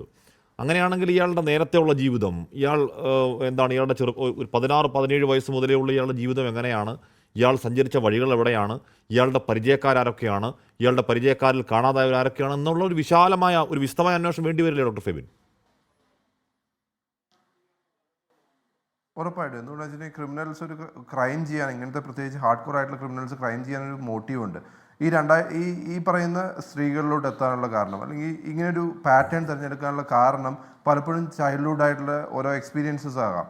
അതാണ് നമ്മൾ കുട്ടികളുടെ ഇടയിലുള്ള പല എക്സ്പീരിയൻസസുമാണ് നമ്മൾ ഫ്യൂച്ചറിലോട്ട് വരിക എന്ന് പറയുന്നത്. ഷെൽവാസ് മാം പറഞ്ഞ പോലെ അത് വളരെ കൂട്ടാണ്. കംഫർട്ട് കില്ലിംഗ് ആണ് എന്നൊരു കോൺസെപ്റ്റിലോട്ട് വേണമെങ്കിൽ വരാം. പക്ഷേ ഈ 1,60,00,000 രൂപ അല്ലെങ്കിൽ 2 കോടി രൂപ, ആ ഒരു പൈസ ബാങ്കിലിട്ട് ജീവിതം നയിക്കാനാണെങ്കിൽ അത് കുറച്ചുകൂടെ എവിഡൻ്റ് ആണ്. അപ്പം അല്ലെങ്കിൽ ഈ ഒരു നേരെ അല്ലാതെ സ്വത്ത് സമ്പാദനത്തിലുള്ള എവിഡൻ്റ് ആയിട്ടുള്ളൊരു കാര്യമാണ് ബാങ്കിൽ കിടക്കുന്ന പൈസ, അതിൻ്റെ സോഴ്സ് കണ്ടുപിടിക്കണം. അപ്പോൾ അങ്ങനെ ഒരു രീതിയിലോട്ടാണെങ്കിൽ കൂടെ എന്താണ് കാരണം, അല്ലെങ്കിൽ അയാൾക്ക് എന്താണ് ആ കുറ്റം ചെയ്യാനുള്ള പാറ്റേൺ തിരഞ്ഞെടുക്കാനുള്ള കാരണമെന്നും, അല്ലെങ്കിൽ ആ പൈസ എന്തുകൊണ്ട് ഉപയോഗിച്ചില്ല, അല്ലെങ്കിൽ ജീവിതകാലം മുഴുവൻ അയാൾ ഡയബറ്റിക് ആണ്, അയാൾ ഹെൽത്തായിട്ട് വീക്കായിട്ട് വരികയാണ്, അല്ലെങ്കിൽ ഒരു തരത്തിലുള്ള ചികിത്സയും ചെയ്താലും കുറേ കാലം നമുക്ക് ജീവിക്കാൻ പറ്റുമെന്ന് ഉറപ്പൊന്നുമില്ല. പക്ഷേ എങ്കിലും ആ സമ്പാദനം ആർക്ക് വേണ്ടിയാണ്? അപ്പോൾ അങ്ങനെ ഒരു സംഭവം വരുന്നുണ്ട്. അപ്പോൾ അതായത് ഇത്രയും കാലം, അല്ലെങ്കിൽ 2006 അല്ലെങ്കിൽ 2006 മുതൽ 2025 വരെയുള്ള ഈ നിമിഷം വരെ അദ്ദേഹത്തിൻ്റെ ഫുൾ പാറ്റേൺ ഐഡൻറ്റിഫൈ ചെയ്യണം. മാത്രമല്ല 2006 മുമ്പ് പോകണം. അതായത് 2006 മുമ്പിലോട്ട് പോയാലേ നമുക്ക് കറക്റ്റായിട്ടുള്ള അയാളുടെ പ്രൊഫൈൽ മനസ്സിലാവുള്ളൂ, അല്ലെങ്കിൽ എന്തുകൊണ്ടാണ് ഇങ്ങനൊരു വഴി തിരഞ്ഞെടുത്തത്, ഒരു ടാർഗറ്റ് ഗ്രൂപ്പിനെ തിരഞ്ഞെടുത്തത് എന്നുള്ള കാര്യത്തെക്കുറിച്ച് വളരെ റെലവൻ്റ് ആണ് ഈ കേസിൽ. അങ്ങനെ കണ്ടുപിടിച്ചാൽ മാത്രമേ ഇതിൻ്റെ യഥാർത്ഥ കാരണങ്ങളോട് പോകാൻ വേണ്ടി വരുള്ളൂ. ഒരു പക്ഷേ പോലീസിന് ഈ കേസ് ജോർജ് സാർ പറഞ്ഞ പോലെ അവസാനത്തെ കേസ് വെച്ച് ഇദ്ദേഹത്തിലോട്ട് എവിഡൻസിലോട്ട് എത്താൻ വേണ്ടി പറ്റുമായിരിക്കും. ദൈവത്തിൻ്റെ കൈ എന്നൊക്കെ പറയുന്ന പോലെ ഒരു എവിഡൻസ് എന്തായാലും ഉണ്ടാവും. ആ എവിഡൻസ് കണ്ടുപിടിക്കുകയാണ് ഏറ്റവും ക്രൂഷ്യലായിട്ടുള്ള ഇതുണ്ടാവും. പക്ഷേ ഇതിൻ്റെ അകത്ത് നമുക്ക് കാണേണ്ടത് എന്താ വെച്ചിട്ടുണ്ടെങ്കിൽ സെബാസ്റ്റ്യനെ ആ ഒരു കേസ് കൊണ്ട് മാത്രം അണ്ടർ എസ്റ്റിമേറ്റ് ചെയ്യരുത്, അല്ലെങ്കിൽ 4 കേസ് കൊണ്ട് മാത്രമല്ല. ഇതൊരു കണക്ഷൻ, ഒരു ചെയിൻ ഓഫ് ആക്ഷൻ എന്ന് പറയുന്ന സാധനം എസ്റ്റാബ്ലിഷ് ചെയ്താൽ മാത്രമേ ഈ കേസ് സ്ട്രോങ് ആവുള്ളൂ. അങ്ങനെ ചെയ്താൽ മാത്രമേ എന്താണ് ശരിക്കുള്ള കാരണമെന്ന് പറയാൻ പറ്റുള്ളൂ. ഞാൻ ഒരു കാരണം കൂടി പറഞ്ഞു നിർത്താം. അതായത് ഈ എല്ലുകളുടെ സ്വഭാവവും, അല്ലെങ്കിൽ എല്ലുകൾ അവശേഷിപ്പിക്കപ്പെട്ടുള്ള സ്ഥലങ്ങളും, അല്ലെങ്കിൽ നിക്ഷേപിക്കപ്പെട്ട സ്ഥലങ്ങൾ എന്ന് പറയുന്നത് എനിക്ക് ശരിക്കും പറഞ്ഞ സത്യത്തിൽ ഇങ്ങനെയുള്ളൊരു ക്രിമിനൽ അതിൻ്റെ അകത്ത് മാത്രം ഒരു ഇത് കിട്ടും, അല്ലെങ്കിൽ അതിനകത്ത് മാത്രം ഒരു മിസ്റ്റേക്ക് ചെയ്യുമെന്ന് എനിക്ക് ഉറപ്പില്ല. എൻ്റെ ബുദ്ധിയിൽ തോന്നിയതായിരിക്കും. പക്ഷേ എങ്കിലും ആ ഒരു കാര്യങ്ങൾ കൂടി അന്വേഷിക്കേണ്ടതുണ്ട്, അല്ലെങ്കിൽ ആ ഒരു ഫാക്ടറും കൂടി നമുക്ക് മുന്നോട്ട് കൊണ്ടുവരേണ്ടതുണ്ട്. ഉറപ്പായും ഞാൻ ജോർജ് സാറിനോട് ചോദിച്ച ചോദ്യം അതായിരുന്നു. എന്ന് പറഞ്ഞാൽ ഇത് ആഴത്തിൽ കുഴിക്കുന്നതിന് മുമ്പ് തന്നെ ഈ പറഞ്ഞ സാധനങ്ങൾ കിട്ടുകയാണ്. അപ്പോൾ വർഷങ്ങൾക്ക് മുമ്പാണെങ്കിൽ അത് ആഴത്തിലില്ലാതെ എങ്ങനെയാണ് മണ്ണിൻ്റെ ഏതാണ്ട് ഉപരിഭാഗത്തിന് ഉണ്ടാവുക എന്ന ചോദ്യമൊക്കെ അവിടെ നിൽക്കുന്നുണ്ട്. ശ്രീ രൂപേഷ് കെ ആർ വിവാഹിതനാണെങ്കിലും ഒറ്റയാന് സമാനമായ ജീവിതം എന്ന് പറയുന്നു. ഇയാൾ ലോഡ്ജുകളിൽ റൂമെടുത്ത് മദ്യപാന സദസ്സുകൾ നടത്തുന്നു എന്ന് പറയുന്നുണ്ട്. നാട്ടുകാർ അമ്മാവൻ എന്ന് വിളിച്ചിരുന്നു പറയുന്നു. എന്താണ് കടക്കരപ്പള്ളി ഇപ്പം നിങ്ങൾ ആക്ഷൻ കൗൺസിൽ ആയിരിക്കുന്ന ബിന്ദുവിൻ്റെ തിരോധനവുമായി ബന്ധപ്പെട്ട് ഈ വീട്ടിലൊക്കെ പോലീസ് ഒരിക്കൽ എത്തിയതാണ്. അന്ന് ബിന്ദു മൊബൈൽ ഫോൺ ഉപയോഗിക്കാതിരുന്നതും സബാഷ് നുണപരിശോധനയ്ക്ക് വിസമ്മതിക്കുകയൊക്കെ ചെയ്തതോടുകൂടി അത് അവിടെ തീർന്നു. പിന്നെ താങ്കൾ സംശയിക്കുന്നത് പോലെ ഇയാൾ പണം ഇറക്കി ഒരു ഡീൽ ഉണ്ടാക്കിയിട്ടുണ്ടെങ്കിൽ അതൊക്കെ അതിന് കാരണമായിട്ടുണ്ട്. രൂപേഷ്, പക്ഷേ ഇവിടെ ഇപ്പോൾ പോലീസ് അന്വേഷിക്കുന്ന ജയനമ്മയുടെ തിരോധനവുമായി ബന്ധപ്പെട്ട കാര്യങ്ങളാണ്. അതിനിടയിൽ നിങ്ങളൊക്കെ മുന്നോട്ട് വെക്കുന്ന ആവശ്യം കൂടി തെളിഞ്ഞു വരും, ചുരുളഴിയും എന്ന പ്രതീക്ഷ ഇപ്പോഴും ഉണ്ടോ ആക്ഷൻ കൗൺസിലിന്? രൂപേഷ്, ഇനിയും പ്രതീക്ഷയുണ്ട്. പക്ഷേ നമ്മൾ ആവശ്യപ്പെടുന്നത് ഇതിൽ ശാസ്ത്രീയമായ അന്വേഷണം, ഇത്തരത്തിൽ കേസുകൾ നടത്തി വൈദഗ്ധ്യമുള്ള ആളുകളെ ഈ ടീമിൽ ഉൾപ്പെടുത്തിക്കൊണ്ട് ഒരു സ്പെഷ്യൽ ടീമിനെ ഇതിനെ നിയോഗിച്ചുകൊണ്ട് ഒരു വിദഗ്ധ അന്വേഷണം ആവശ്യമാണെന്നാണ് ഞങ്ങൾ ഉന്നയിക്കുന്നത്. കാര്യം ഈ സെബാസ്റ്റ്യൻ്റെ ഒരു പൊതു സ്വഭാവം എന്ന് പറയുന്നത് ഒറ്റക്ക് താമസിക്കുന്ന സ്ത്രീകൾ, അവരുമായി സൗഹൃദം സ്ഥാപിക്കുന്നു, അതിനുശേഷം അവരുടെ സ്വത്തുവകൾ വകമാറ്റുന്നു, അല്ലെങ്കിൽ ആഭരണങ്ങൾ എടുത്ത് പണയം വെക്കുന്നു. അത് അവരുടെ സെബാസ്റ്റ്യൻ്റെ ആവശ്യങ്ങൾ നടന്ന ശേഷം അവരെ വകവരുത്തുന്നു. അതാണ് സെബാസ്റ്റ്യൻ്റെ ഒരു രീതി. എല്ലാത്തരം ആവശ്യങ്ങളും അയാൾ നമുക്ക് കാണാൻ സാധിക്കുന്നു. രൂപേഷ്, എല്ലാത്തരം ആവശ്യങ്ങളും അയാൾ നിവർത്തിക്കുന്നുണ്ട് എന്നാണ് മനസ്സിലാക്കാൻ കഴിയുന്നത്. എങ്ങനെയാണ് ഇയാൾക്ക് സ്ത്രീകളുടെ അത്രത്തോളം വിശ്വാസം ആർജിക്കാൻ കഴിയുന്ന ഒരു മനുഷ്യനായി മാറാൻ പറ്റുന്നത് എന്ന സംശയം ഉണ്ടായിട്ടുണ്ടോ നിങ്ങൾക്ക്? അദ്ദേഹം സൗഹൃദം സ്ഥാപിക്കുകയാണ് ആദ്യം ചെയ്യുന്നത്. അദ്ദേഹത്തിൻ്റെ അതൊരു രീതി അങ്ങനെയാണ്. ഇപ്പോൾ ഏറ്റവും അവസാനം നമ്മുടെ റോസമ്മയുടെ വെളിപ്പെടുത്തൽ വന്നു. റോസമ്മയുമായി സൗഹൃദം സ്ഥാപിച്ചു, വിവാഹം കഴിക്കാമെന്ന് പറഞ്ഞു, വസ്തു വിറ്റ് കൊടുക്കാമെന്ന് പറഞ്ഞു. ഇപ്പോൾ ഈ റോസമ്മയുടെ വെളിപ്പെടുത്തലിൻ്റെ അടിസ്ഥാനത്തിൽ റോസമ്മയെ ഇതുവരെ അന്വേഷണ ഏജൻസികൾ സമീപിച്ചിട്ടില്ല. റോസമ്മയിൽ നിന്നും കൂടുതൽ വിവരങ്ങൾ കിട്ടേണ്ടതായിട്ടുണ്ട്. കാര്യം കൂടുതൽ കാര്യങ്ങൾ റോസമ്മക്ക് അറിയാമെന്നുള്ളതാണ് ഞങ്ങളുടെ വിശ്വാസം. കാര്യം ഇപ്പോൾ ഈ അന്വേഷണത്തിൻ്റെ പാതയിൽ നമ്മൾ നോക്കിക്കഴിഞ്ഞാൽ ഈ റോസമ്മക്ക് ഒത്തിരി കാര്യങ്ങൾ പറയുവാനായിട്ട് സാധിക്കും. റോസമ്മ തന്നെ പറഞ്ഞിട്ടുണ്ട് സെബാസ്റ്റ്യൻ ഇവിടെ വരാറുണ്ട്, വസ്തു ഇടനിലക്കാരനായി അദ്ദേഹം നിന്നിട്ടുണ്ട്. ഈ റോസമ്മയുടെ വീടിൻ്റെ തൊട്ടടുത്തുള്ള റിട്ടയർഡ് അധ്യാപിക വെളിപ്പെടുത്തി അവരെയും സെബാസ്റ്റ്യൻ സമീപിച്ചു വന്നു. എന്ന് പറഞ്ഞാൽ എലിസബത്ത് ടീച്ചറാണ്. അപ്പോൾ എന്ന് പറഞ്ഞാൽ അവർ വീട്ടിലോട്ട് വഴിയില്ല, സ്ഥലമില്ല. അപ്പോൾ ടീച്ചറെ ഈ വഴിയില്ലാത്ത വീട് വിറ്റ് പള്ളിക്കടുത്തുള്ള പുതിയൊരു നല്ല സ്ഥലവും വീട് വാങ്ങിത്തരാം എന്ന് പറഞ്ഞ് സമീപിച്ചു. അപ്പം ഇയാൾ ആരെയൊക്കെ അങ്ങനെ ആ രീതിയിൽ സമീപിച്ചിട്ടുണ്ട്. സമീപിച്ചാൽ ആരെയൊക്കെ ഇനി കാണാൻ ഇനിയും ആ വിഷയത്തിൽ പരാതികൾ വരും എന്ന് തന്നെ വേണം കരുതാൻ. തിരികെ എത്താം ഇടവേളയ്ക്ക് ശേഷം. ശ്രീ മജീദ്, ഇപ്പോൾ എനിക്ക് തോന്നുന്നു നിങ്ങളുടെയും ബന്ധുക്കളുടെ രക്തസാമ്പിൾ പരിശോധനയൊക്കെ പോലീസ് ഇതിനോടകം നടത്തിയിട്ടുണ്ട് എന്നാണ് അറിയാൻ കഴിയുന്നത്. ഇതിൽ ഒരു മുന്നോട്ടുള്ള പോക്ക് നിങ്ങളുടെ മാതാവിൻ്റെ കാര്യത്തിൽ ഉണ്ടാകുമെന്ന പ്രതീക്ഷയുണ്ടോ? രണ്ടാമത്തെ കാര്യം, റോസമ്മ അന്ന് മറച്ചുവെച്ച കാര്യങ്ങൾ ഒരിക്കൽ കൂടി വെളിപ്പെടുത്താൻ പോലീസ് അവരെ ചോദ്യം ചെയ്യണം എന്ന ആവശ്യം നിങ്ങൾക്കുണ്ടോ മജീദ്? തീർച്ചയായിട്ടും ഉണ്ട്. അവർ ഇന്നലെ തന്നെ പറഞ്ഞത് 2013 കാണാതായതിനു ശേഷം കേൾക്കാം മജീദ്, പറയൂ. വീണ്ടും അവർ പറഞ്ഞത് 2015-16 അവരെ ഫോണിൽ വിളിച്ചു എന്നാണ് പറഞ്ഞത് അല്ലേ? പിന്നെ അവർ തമ്മിൽ കണ്ടു എന്ന് പറഞ്ഞു. അപ്പോൾ ഈ കാണുമ്പോൾ ഒന്നെങ്കിൽ സ്റ്റേഷനിൽ റിപ്പോർട്ട് ചെയ്യുക, അതല്ലെങ്കിൽ നമ്മളെ ബന്ധപ്പെടുക. ഇതൊന്നും അവർ ചെയ്തിട്ടില്ല. പിന്നെ 2017-ലോ 16-ലോ അവർ അവിടെ വന്ന് JCB വെച്ച് പറമ്പ് വൃത്തിയാക്കിയെന്നൊക്കെ അവർ പറയുന്നതിൽ എനിക്കൊന്നും മനസ്സിലാവണില്ല. അവർ ഒരു പരസ്പര വിരുദ്ധമായ രീതിയിലുള്ള സംസാരമാണ് അവർ സംസാരിക്കുന്നത്. പോലീസ് ഒന്നുകൂടി ചോദിച്ചാൽ കൂടുതൽ വിവരങ്ങൾ റോസമ്മയിൽ ഈ വിഷയത്തിൽ കിട്ടും എന്ന് നിങ്ങൾ പ്രതീക്ഷിക്കുന്നു അല്ലേ? തീർച്ചയായിട്ടും. Okay Majeed. Shri George Joseph, ഇവിടെ ശ്രീ ജോർജ് ജോസഫ്, ഇവിടെ ഇതിൽ ഈ പറയുന്ന രീതിയിലുള്ള ഇപ്പോൾ സിന്ധു അടക്കം, ഇപ്പോൾ അർത്തുങ്കൽ സ്വദേശി സിന്ധു അടക്കം ഇപ്പോൾ നിലവിൽ സംശയിക്കപ്പെടുന്ന എല്ലാവരുടെയും ജീവിതത്തിനൊരു പൊതു സാഹചര്യമുണ്ട്. അത്തരക്കാരെ മാത്രമാണ് ഇയാൾ പോയി സമീപിക്കുന്നത്. മാത്രമല്ല, നേരത്തെ ശ്രീ രൂപേഷ് പറഞ്ഞ റോസമ്മയുടെ വീടിനടുത്തുള്ള എലിസബത്ത് എന്ന് പറയുന്ന അധ്യാപികയും വീട്ടിലവർ ഒറ്റയ്ക്കായിട്ടുള്ള സ്ത്രീയാണ്, അവരെ പോയി സമീപിക്കുകയാണ്. അപ്പോൾ ഇയാളുടെ മോഡസ് ഓപ്പറണ്ടി എങ്ങനെയാണ്? സ്ത്രീകളുമായി സൗഹൃദമുണ്ടാക്കി അല്ലെങ്കിൽ സ്ത്രീകളെ വശീകരിച്ച് സ്വത്തും പണവും കൈക്കലാക്കി കൊലപ്പെടുത്തുന്ന ഒരു ക്രിമിനൽ എന്ന് പോലീസ് സംശയിക്കുന്നു. അത് 4 എണ്ണം ആണെന്നുള്ളതായിട്ട് ഒരു ഉറപ്പുമില്ല. കൂടുതൽ സ്ത്രീകളെ ഇയാൾ അപായപ്പെടുത്തിയിട്ടില്ല എന്ന് തെളിവ് ഇതുവരെ ഇപ്പോഴും കിട്ടിയിട്ടുമില്ല. ഇപ്പോൾ താങ്കൾ ജയനമ്മയിലേക്ക് ഫോക്കസ് ചെയ്യുമ്പോൾ തന്നെ മൊത്തത്തിൽ ഇയാൾ എന്താണ് എന്ന അന്വേഷണം കൂടി ഉണ്ടാവണ്ടേ ശ്രീ ജോർജ് ജോസഫ്? തീർച്ചയായിട്ടും ഉണ്ടാവണം. എനിക്ക് തോന്നുന്നത് ആലപ്പുഴ കേസ് റിപ്പീറ്റ് ചെയ്ത് വരുന്നുണ്ട്. ആലപ്പുഴ കേസ് കഴിവുള്ളിടത്തോളം അത് കോട്ടയം ക്രൈംബ്രാഞ്ചിനെ തന്നെ ഏൽപ്പിക്കുന്നതാണ് ഉത്തമം. കാരണം അത് കൊളൂഷൻ ഉണ്ടാവും. അതുകൊണ്ട് ആലപ്പുഴയിലെ 3 കേസ് നേരെ കോട്ടയം ക്രൈംബ്രാഞ്ചിക്ക് ഗവൺമെൻറ് ട്രാൻസ്ഫർ ചെയ്യണം. ഒരു കേസിൻ്റെ ഇൻവെസ്റ്റിഗേഷനിൽ ആ ടീം ഇപ്പം നല്ല ബെറ്റർ പെർഫോമൻസ് നടത്തുകയാണ്. മറ്റ് കേസുമായിട്ട് ബന്ധപ്പെട്ട മെറ്റീരിയൽ ഓബ്ജക്റ്റ് പലതും അവർക്കിപ്പം കിട്ടും. അത് അങ്ങോട്ട് അയച്ചു കൊടുക്കുക. അതൊക്കെ വലിയ പ്രോസസ്സാണ്.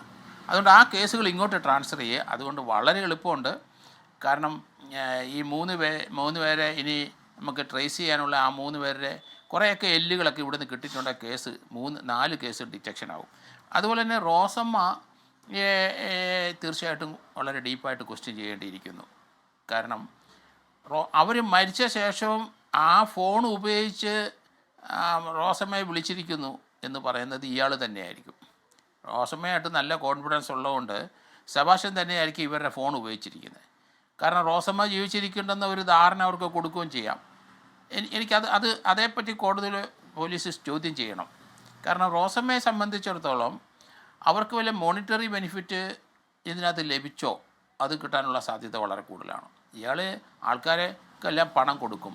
രണ്ടാമത് ആ 2 പേര് ഇയാളെ സഹായിയായിട്ട് നിന്ന ഓട്ടക്കാരന്മാർ, ഒരുത്തൻ സൂയിസൈഡ് ചെയ്ത് മറ്റവന് എന്ത് സംഭവിച്ചു, അവനും മരിച്ചു. അപ്പോൾ അവരുടെ ഡെത്തിനകത്ത് എന്തെങ്കിലും ഇയാൾക്ക് റോൾ ഉണ്ടോ എന്നുകൂടെ നോക്കണം. കാരണം ഇയാൾക്ക് എതിരായിട്ടൊരു എവിഡൻസ് കൊടുക്കുന്ന ആരായാലും അയാളെ ഇയാൾ തട്ടും, അതിന് യാതൊരു സംശയമില്ല. കാരണം നേരത്തെ നമ്മുടെ ഡോക്ടർ ഫെബിൻ പറഞ്ഞ പോലെ ഇതിനകത്ത് ഇനിയും ധാരാളം ആൾക്കാർ വരാനുള്ള സാധ്യത കൂടുതലാണ്. ഇയാൾക്കൊരു പാഷനാണ് ഈ ഒരാൾ കൊല്ലുക എന്നുള്ളത്. കൊല്ലുന്ന ബുച്ചറിയാണ് ഇയാൾ നടത്തുന്നത്. പിന്നെ ഇവരെ എങ്ങനെയാണ് ഇയാളെ തറയിലിട്ട് ഇറച്ചിത്തടി ഏതെങ്കിലും പലകയോ തടിയോ ഇട്ടിട്ട് അവിടെ വെച്ചിട്ടാണോ വെട്ടിക്കൊല്ലുന്നത്? ഇതൊക്കെ ഇനി റീകൺസ്ട്രക്ട് ചെയ്ത് വരണം നമുക്ക്. അങ്ങനെയുള്ള സാധനങ്ങൾ ചിലപ്പോൾ ആ വീട്ടിൽ കാണും. കാരണം ആ പലകയോ ആ തടിക്കഷ്ണമൊക്കെ ബുച്ചറിക്ക് ഇയാൾ ഉപയോഗിക്കുന്നതാണ്. അല്ലാതെ എങ്ങനെയാണ് കൊല്ലുന്നത്? അപ്പോൾ അതുകൊണ്ട് കൊന്നു കഴിഞ്ഞാൽ പിന്നെ അത് കഷ്ണമാക്കി മാറ്റി ഇതുപോലെ ചെറിയ കഷ്ണമാക്കി മാറ്റണമെന്നുണ്ടെങ്കിൽ നല്ല ജോലി ചെയ്യണം. അപ്പോൾ അത് ഇയാൾക്ക് തന്നെ പറ്റുമോ? തന്നെ ചെയ്യാനുള്ള ആരോഗ്യമുണ്ട് ഇയാൾ. അത് തന്നെയല്ല, ഇയാളുടെ സഹായി ആരെങ്കിലും ഉണ്ടായിരുന്നോ? കാരണം ഇതേ രീതിയിലുള്ള സൂക്കേടുള്ളവന്മാരും ഉണ്ടെന്ന് കൂടെ. കാരണം അങ്ങനെയുള്ളവർ ഇതിനകത്ത് സഹകരിക്കും. അതുകൊണ്ട് ആ രീതിയിലോട്ട് വളരെ ബ്രോഡായിട്ട് അന്വേഷിച്ചെങ്കിലേ ഇത് ഡീപ്പായിട്ട് പോകാനൊക്കെയുള്ളൂ. സമൂഹത്തിൽ ഇതുപോലെ പല മാന്യന്മാരും ഉണ്ട്, ഞാൻ കാണുന്നുണ്ട്. തിരുവനന്തപുരത്തൊക്കെ ഈ രീതിയിൽ കുറേ മർഡറൊക്കെ അടുത്ത കാലത്ത് നടന്നതൊക്കെ എനിക്ക് വലിയ സംശയമാണ്. ഓക്കെ, ഒരു മനോജിന്റെ കാര്യം കേട്ടിരുന്നു. പക്ഷേ മനോജിനെ ആ സമയത്ത് പോലീസ് വേണ്ട രീതിയിൽ നേരത്തെ രൂപേഷ് സംശയിക്കുന്ന അതിൽ പോലീസുമായി ഡീലുണ്ടാക്കി എന്ന് തന്നെയാണ് സംശയിക്കുന്നത് രൂപേഷിനടക്കമുള്ളവർ. അന്ന് മനോജ് ആത്മഹത്യ ചെയ്തതാണ്. അന്ന് മര്യാദയ്ക്ക് അന്വേഷിച്ചിരുന്നെങ്കിൽ ഒരു പക്ഷേ അന്ന് പൂട്ടാൻ കഴിയുമായിരുന്നു. ഇപ്പോൾ മകളുടെ വിവാഹ നിശ്ചയത്തിൽ 2 ദിവസം മുമ്പ് 2020 ഒക്ടോബർ 19 വൈകിട്ട് അമ്പലത്തിൽ പോയ തിരുവഴ സ്വദേശി സിന്ധു, പിന്നെ സിന്ധുവിനെ കണ്ടവരില്ല. ആർത്തുങ്കൽ പോലീസ് അന്വേഷണം നടത്തി സിന്ധുവിന് എന്ത് സംഭവിച്ചെന്ന് കണ്ടെത്താൻ ഇതുവരെ കഴിഞ്ഞിട്ടുമില്ല. അങ്ങനെ വാനിഷൻ തിന്നയർ എന്ന് പറയുന്ന മട്ടിൽ മനുഷ്യന്മാരില്ലാതായി പോവില്ലല്ലോ. അന്വേഷണത്തിലെ പാകപ്പിഴ ഉണ്ടായിട്ടുണ്ട് ഈ കാര്യങ്ങളിലൊക്കെ. എന്തായാലും അത് തെളിഞ്ഞു വരട്ടെ. ഇയാൾ ഒരു ചെറിയ മീനല്ല എന്ന് തന്നെയാണ് മനസ്സിലാക്കാൻ. എൻകൗണ്ടർ പൂർണ്ണമാകുന്നു. ചർച്ചയിൽ പങ്കെടുത്ത എല്ലാവർക്കും നന്ദി. Good night.